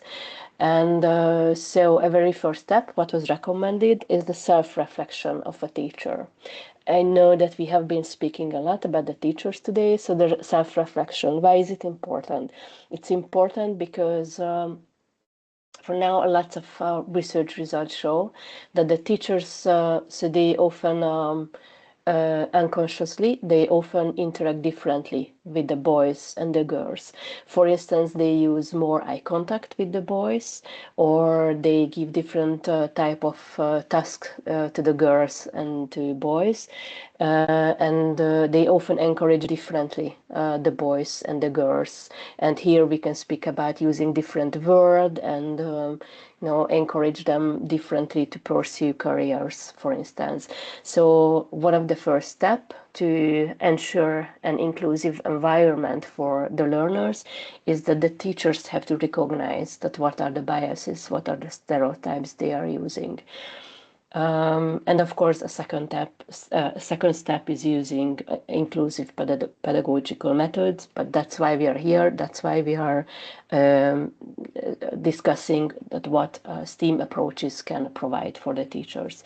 So all in all, if we are staying at the level of the school. It was mentioned, so I can just like strengthen this view that a whole school approach is needed. So it's not alone the teachers can do steps towards inclusive education. And there was a second part of your question, and this was about how a project can access and involve marginalized students. And I have to say that when we are speaking about gender inclusivity, it's not really about that reaching marginalized groups, because within STEM subject, girls already are the marginalized groups, so they are already in the school. So this is not about reaching the fact of reaching the girls because they are there. It's more about how to reach them, how to motivate them, how to retain them in the STEM subject. So when we are speaking about reaching girls, we have to speak about how to create that specific learning spaces for them, so they have the feeling of belonging into the STEM professions, STEM careers. And I am saying this based on the research we created in the STEAM, in the STREAMIT project. And based on these results, we also had a discussion, like a reflection workshop with our partners, and we were speaking a lot because, and I am saying it because this is a concrete examples. So we were speaking a lot about the girls-only groups. So if this is a good tool for reaching towards marginalized groups, but I just leave it here as a question. The girls-only groups, because this is something which is really favored in some cases, and in some cases it's really like it is agreed not the best way to reach to marginalized groups. What I would like to emphasize is that what is important when we are working with marginalized group is that we have to create this feeling that they belong they belong to the STEM professions, they belong to the STEM subjects. Yeah, thank you. Thank you very much, Katalin. I have not so much time to comment, but I see from what you said that there is also an important so that emotional factors and aspects play a crucial role for these also. And yeah, now I will turn to Oliver, and I will ask him from your perspective, from your experience in the SEER and X Factory projects. What collaborative mechanisms and practices among different stakeholders have proven most effective in supporting teachers' professional development and inspiring young people to pursue science and technology careers? And also, based on these experiences, what recommendations would you make to ensure the sustainability and the impact of such initiatives at national and EU levels? Oliver, the floor is yours. Thank you very much. Thanks for having me. I will try to answer this from different perspectives. I have the researcher perspective, much aligned with the systemic analysis conducted in this year, and we also have conducted a few STEM or a lot of STEM or STEAM projects that try to ignite the interest in STEM or STEAM education for students, but also we tried to improve teacher education and teacher professional development. I will try to answer this in one thing. This is what we learned in the recent years, is that you need to have local centralized networks. What I mean with that is, in particular, the obvious one. So what you have to make sure that researchers, teacher educators, families, and especially people, representatives from policy and industry connect. You build up a network with continuous activities, such as low threshold activities for students and for teachers, like workshops or career talks. these are, you have to think of it as a multi-level design. So the first level is have to get the people on board. You have to prove that STEM or STEAM, whatever this means, is a valid concept and that it can be very, very beneficial for them. And it is also interesting and fun to interact in STEM education. The next level is something which I would call a more intensified collaboration form, where you offer support and connection for all stakeholders. The most important thing is here to connect with schools and to give the school support. We talked about open schooling, but this is almost valid for almost every school. Teachers have a lot of responsibilities and many time constraints. So if you can reduce their administrative burden and their responsibilities for success, especially when it comes to STEM or STEAM education, which is mainly project-oriented, then you help them a lot. You can start such a collaboration with giving a workshop at a school, giving workshops for students, having summer schools for students, so teachers see who you are and what you do. And once you have a certain confidence level, they start to cooperate with you, and this is usually continuously. What we've seen, that teachers then came to us and say, can you support us with this project? For example, there was a teacher who wanted to build up a 3D printed car with a hydrogen fuel. So he came to us, I need some experts. I think this is a good idea, but I don't trust myself to be able to do such a project. I need experts. And so you have to be central in this area to connect the right people, and then also to reduce the administrative burden, to get some funding for them or offer professional development courses. So, and what we also learned from this approach is that it is a local thing. Local means even in Germany, in different areas, there are different rules. Especially, we tested this concept in different countries, and each country has the different rules. There are different hampering factors. So this is what I mean with centralized. Somebody needs the organization part, where they really be as efficient as possible to reduce the amount of money needed to coordinate such a network, and then to have a continuous activity network to bring all the people together.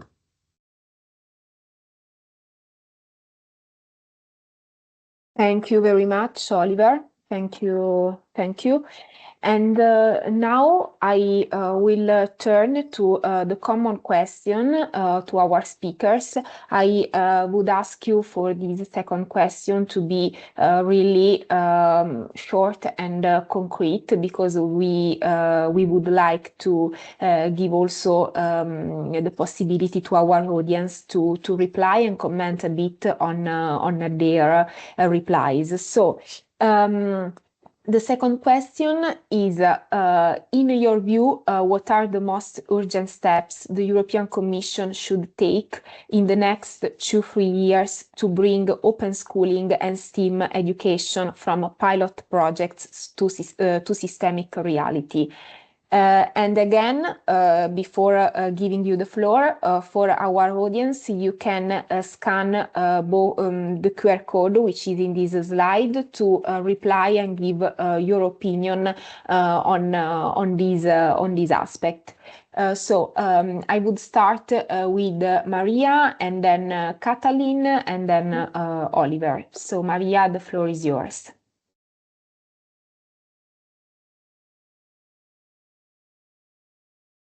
You are muted, Maria. We cannot hear you. Yeah. Sorry.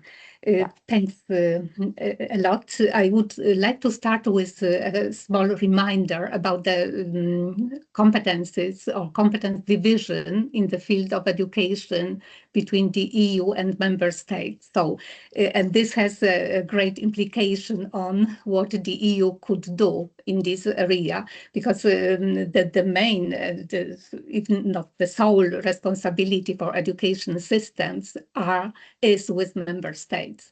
The European Union, the European Commission plays a supportive role, a facilitating role.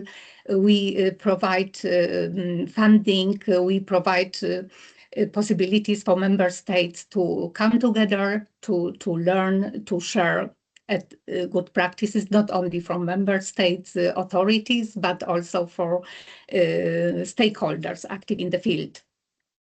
So what we could do, having such a role, is what we have tried also to include in the STEM education strategic plan.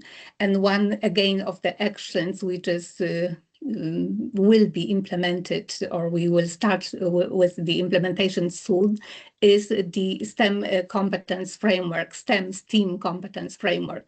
It is linked to the EU competence framework of 8 key competences for lifelong learning. And you may know that several detailed framework links to specific competences are already there, like for digital competences or entrepreneurship competences. And now there was a strong call coming from stakeholders who would need something like that for STEM competences and STEAM competences, because this would somehow be a tool helping to advance policies, to create a common understanding, to inform curricula, and also to promote this integrated interdisciplinary teaching and learning. Other tools which we have at our disposals are Council recommendations, which may bring together member states in common thinking about certain concepts like STEM, STEAM, about promoting certain areas of education, and linked to that is also the work in working and expert groups, which usually produce reports to advance policies in certain areas. Another tool is research work and funding opportunities provided by Erasmus, provided by Horizon Europe. So we think that the STEM education strategic plan, the focus on STEM education, is somehow a momentum which will allow us to advance thinking about the not only strategies, but also implementation. And I would think that this aligning policies and practices is very, very crucial. Thanks a lot. Thank you, Maria, for these important and inspiring suggestions. So, Katalin, which is your opinion in on this aspect? Yeah, I will continue this discussion by offering 4 recommendations. So the one is obviously about the teachers. So one urgent step is, this is, everything was already said, so that we need to put a focus on the teachers, how they can be supported to implement STEM approaches, STEM focused classes. So there is, I think there is a higher need to support the teachers, and in addition to support them, so let's say to train them, they need to be involved in the research, in the development phase of the STEAM education. And another one, so this was the first one. And another step, what I think is needed, is to provide the opportunity to build a good infrastructure around and for the schools. And on this, I mean that the schools needed to provide resources to be able to open their workshops, their labs, so that schools are able to buy the equipment what the STEAM educations require.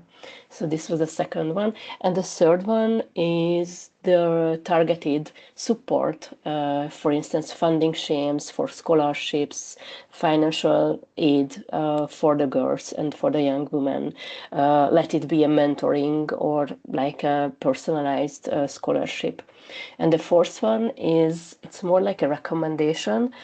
And it's related to the research, because there is already an enormous research done on the STEAM education and STEM capacities, skills. But what I see is what is a little bit missing is a research focusing on what is happening when the girls enter into the secondary schools. What is happening there and what are the processes behind their discouragement in STEM education and STEM professions. So I think this is what, this needs to be a little bit spotlight. And again, connecting back to the first recommendation, the teachers needs to be involved in this kind of research. I think that would be like really helpful. Thank you, Kathleen, for these very concrete recommendations. And now, Oliver, your opinion on these. Yes, let me first go a little bit back. Most European countries have implemented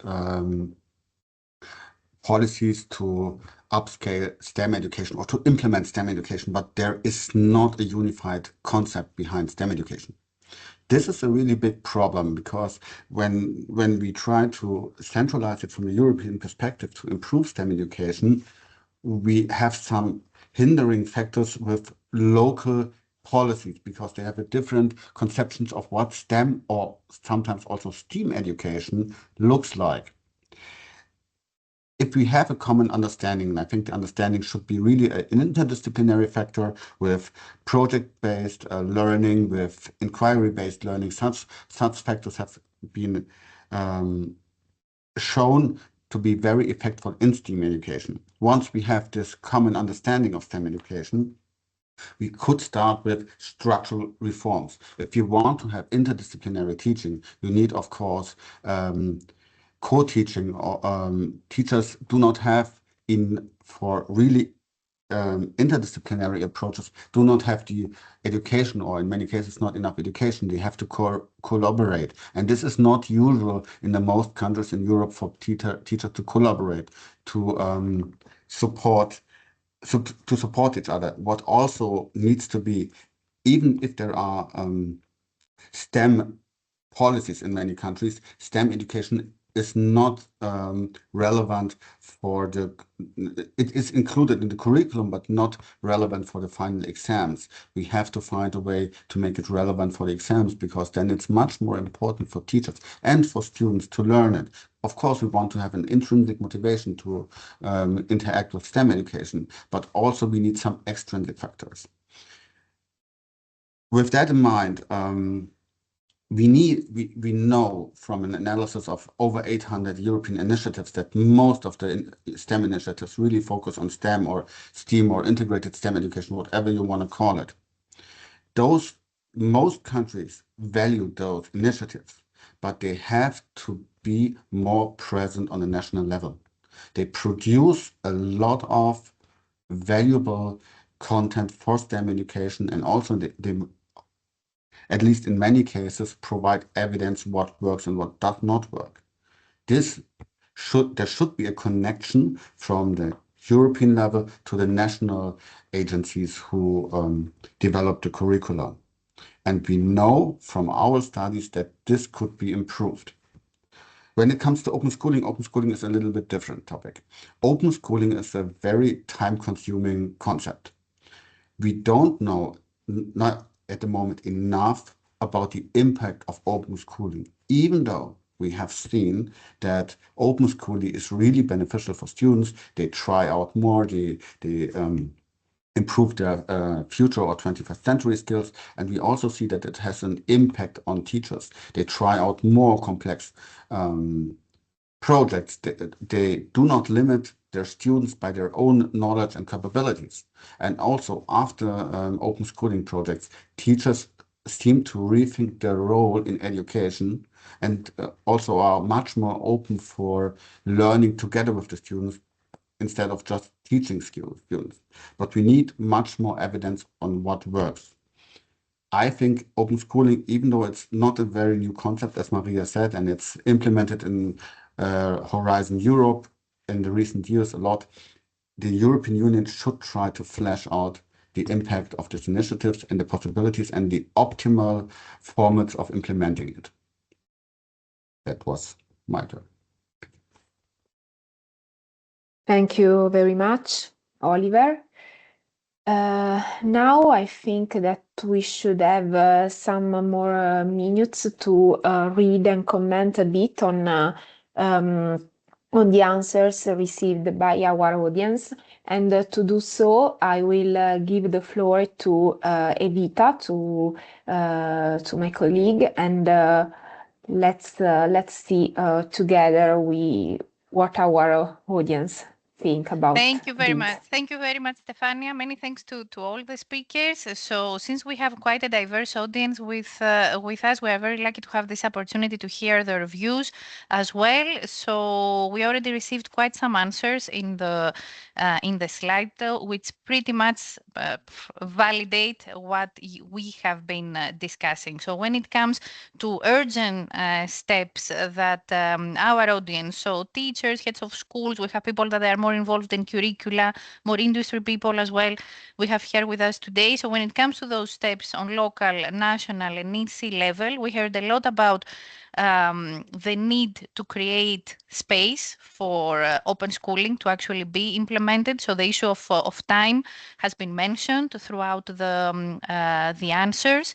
The issue of recognition has been mentioned as well. That's also something that we have encountered a lot. So we know that educators, but pretty much everyone who is involved in this type of multidimensional partnerships, they put a lot of effort in all the work that has been taking place. So some kind of more formal recognition, especially on the education front, is essential. eTwinning has been mentioned as an example there, and we know that in some countries, the involvement to some type of project is being accredited formally. So this is something that it will be interesting for other countries to look into. So I would say that's more for the national level. Funding has been mentioned a lot.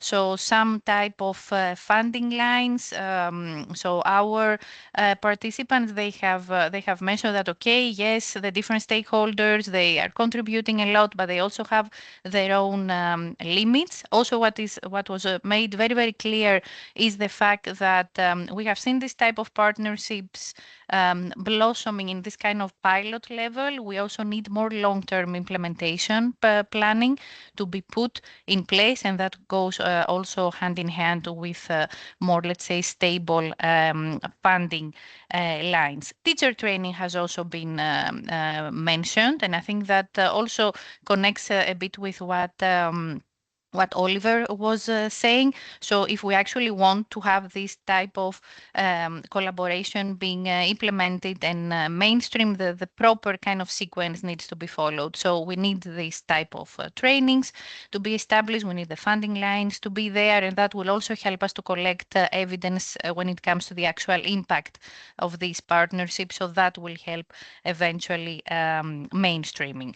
So this is pretty much what I had from my notes, what I tried to summarize. But if we have participants from the audience that they would like to elaborate a little bit more on their answers, we have a couple of minutes, and we would love to hear other voices and not only ours in a way. So is there anyone from the audience that they want to try to maybe shed some more light from their personal experience to one of those aspects that I tried to highlight? And of course, if I missed anything, also feel free to jump in and help a little bit. Just raise your hand if you want to talk. And that also, of course, goes to our speakers as well. So if you also would like to maybe highlight or say something on one of those aspects, you are also more than welcome to do so. Laura? Okay, I see. Yes, I see a couple of hands. So Catalin, I think, is first. Yes, I just raised my hand because so I just have So I just want to reflect on, because what I see from these recommendations you just introduced is that there is a question that how the teachers are able to participate in the training. So how they are able to be involved in this, the initiative, the project. So that's why I think this is a question we really need to address, that how we can support the teachers. And I am really in the favor. So I just would like to say it loud once again, that the teachers need to be funded. So I think these are really good. Like, if we are looking for concrete steps, then let's put more effort on funding the teachers, like microfunds that was mentioned, or awards for the teachers. For instance, there is this JEP awards for the universities, so why not establish an award for the best team teachers? I'm sure these kind of awards exist like on national levels, but maybe we should do something. I mean, the European Commission should do something about providing microfunds and incentives for the teachers. So I just wanted to put a spotlight on this. Thank you. Thank you very much, Katalin. Indeed, it's a very, very important aspect. Is there anyone else who wants to comment a bit or elaborate maybe? Nobody from our audience? You have been so nice in writing, but you don't want to talk to us? No? Oh, okay. Perfectly understandable after being 2 hours online. That's okay. That's all good. Okay, so I think that's about it from this part, and then I will pass the floor again back to Stefanos. Many thanks to all for your contributions. Thank you very much, Evita. Ioana, can you please share the slide? Yes, give me a second. Thank you.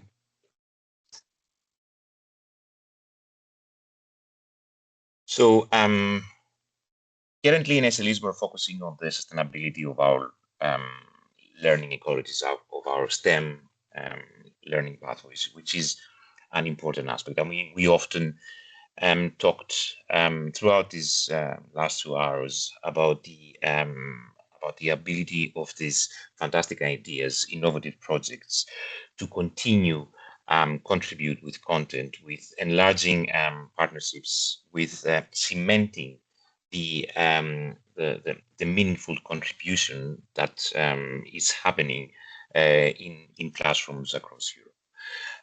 So what we have done in the SLEs project, we have come up with what we call a governance framework, a structured system that defines how an initiative is managed, coordinated, and sustained over time.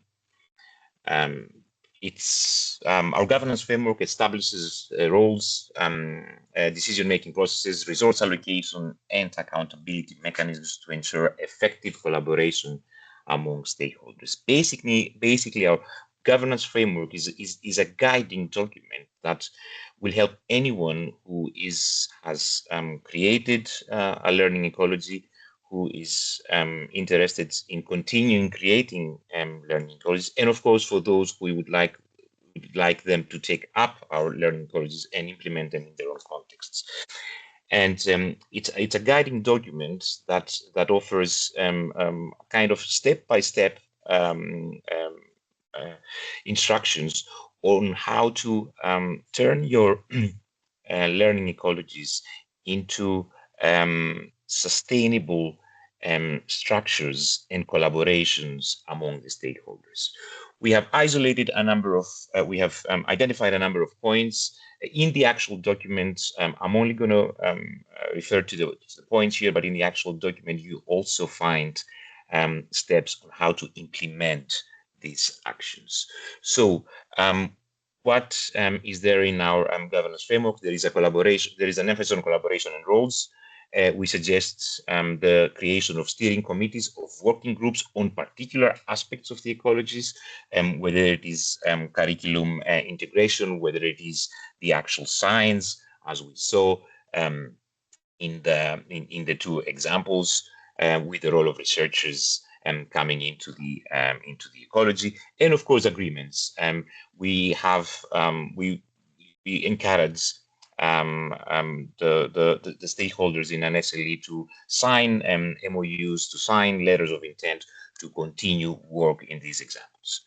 Then there is decision making, and obviously from the experience that we have in SLEs, but also from the experience in open schooling, a participatory design decision making is quite is what it's suited.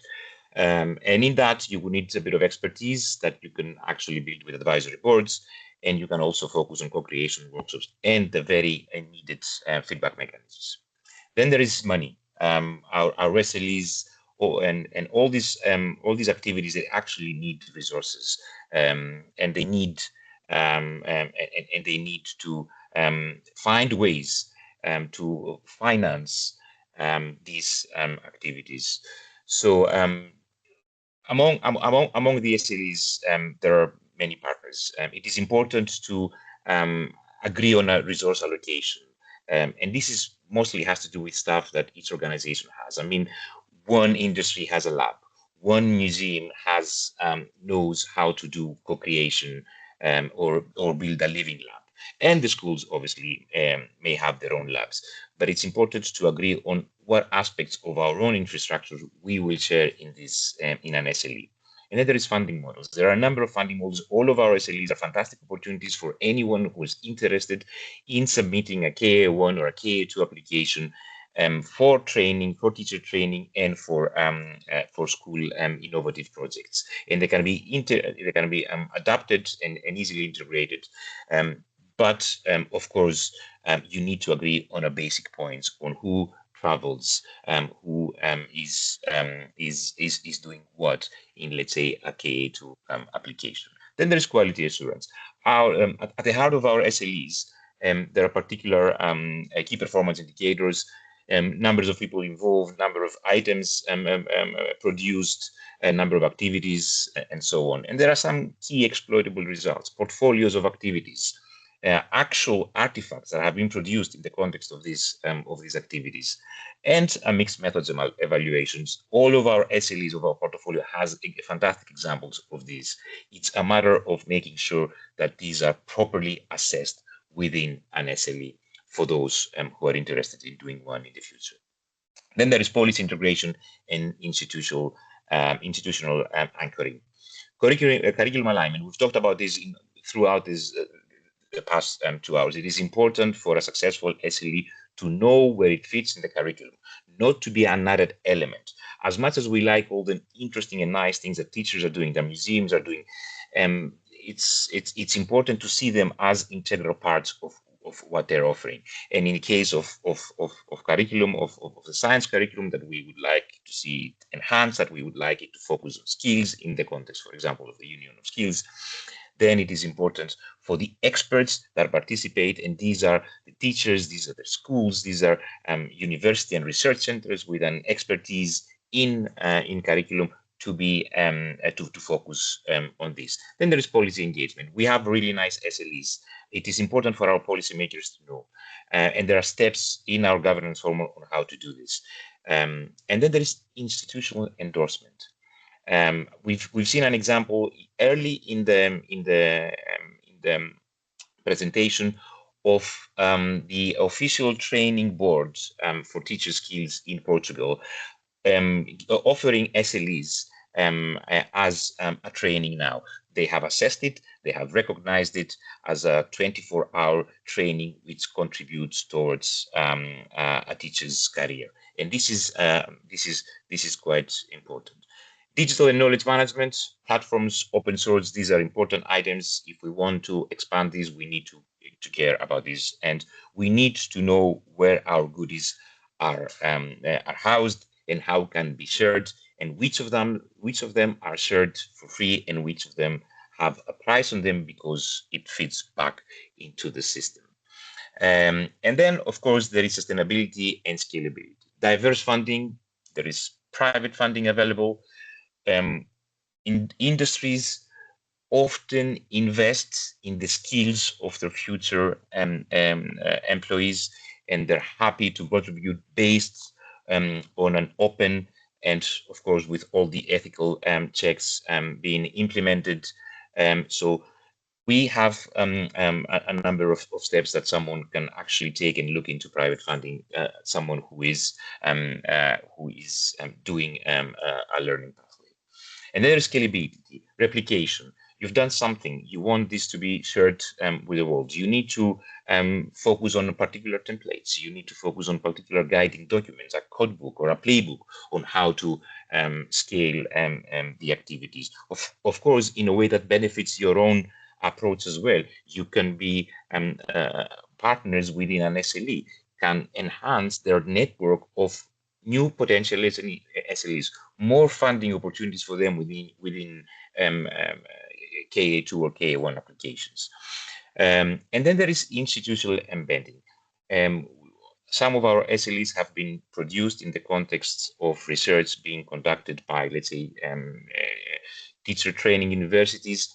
These, in order for them to be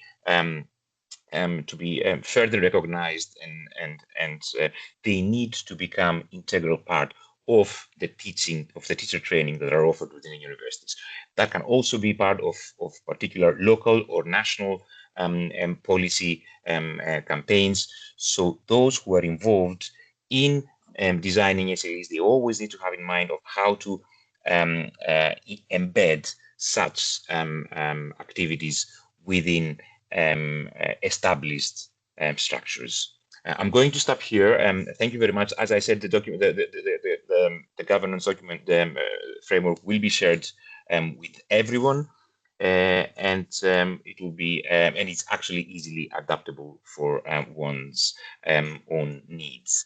I would like to give the floor to my colleague Federica Pastore, who is a project manager here at Ecsite, the European Network of Science Centers and Museums. Federica will talk to you a little bit about what we have for you to support you to create your own SLE, but also for she'll talk to you a little bit about upcoming events within the SLE project. Thank you very much. Thank you, Stefanos. Good morning, everyone. So now I will briefly present you this new web page that we have recently added to the STEMecologies.eu website, the Create Your SLE web page. This is really complete step-by-step guide for anyone interested in creating a SLE. As you can see, well, you can scan the QR code to have a look at it, and you can easily find it on the top menu under the resources tab. And the page is divided into 4 main blocks that are the 4 phases, 4 steps that you have to take in order to create your SLEs. So we have the initiation phase, where you have to identify a real-life challenge, then the identification of key stakeholders and the creation of the partnership. We have then the co-creation and implementation phase, and the reflection and results sharing phase. For each step, you can see you have some sub-steps you have to take. So if you click on the small triangle on the left of each bullet point, a window will open with some more information of that specific sub-step. And also you will be able to download very important resources and templates you can use to create your SLEs, and all the useful tools that you need. And as you can see under each step, you also have a reference to the methodology and the specific chapter of the methodology, where you can find really all the information you need. So I invite you to scan the QR code. I think Joanna also shared the link in the chat, and you can have a look at the page. Then next slide, please. Thank you. I would also like to invite you to our next event on the 18th of November. We will organize the 3rd and final SLEs community gathering titled Keeping Open Schooling Pathways Impactful Beyond Projects. We will focus on the sustainability of the SLEs project. We'll have a first introduction on the evolution of open schooling, and then we will share really the SLEs experiences, their success stories, some of their sustainability opportunities. And And it will be also the occasion to launch the final SLEs portfolio. This is a booklet including not all the SLEs, but 3 SLEs per country. And in there you will have all the information about how these SLEs were implemented, all the activities implemented, the learning products, and the stakeholders involved, how the stakeholders were involved, how they contributed to inspire students' career path, and also how they contributed to deconstructing gender stereotypes. So really all the information needed for you to just get inspired or to really reproduce that specific SLE. The portfolio will be launched during the event, and then it will be available on our website. And finally, we will close this event with a focus on KA1, KA2, and Blue funding opportunities. So again, here you can scan the QR code and register for the event, and we hope to see you there. And now I'll give the floor back to Stefanos. Thanks. Thank you very much, Federica. Thank you. We managed to be on time, just 1 minute late. Thank you to all the speakers and all the contributors to this session, and of course to the participants who stayed with us for the past 2.5 hours.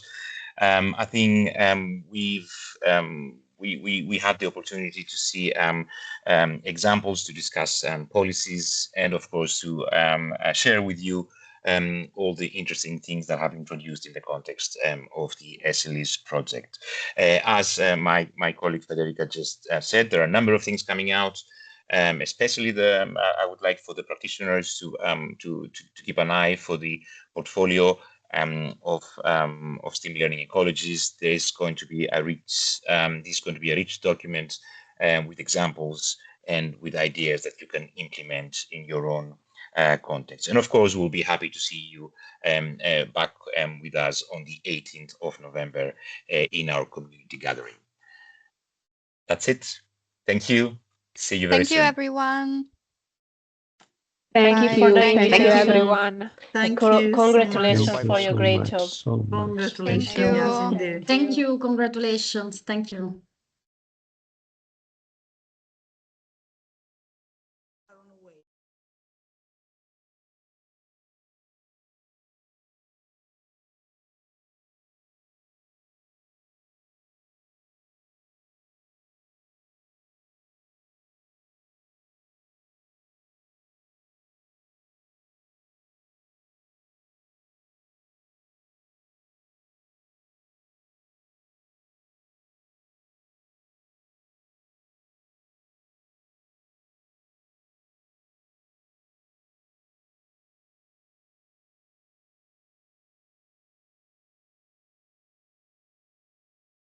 Thank you, Claudia. Bye. Thanks to everyone.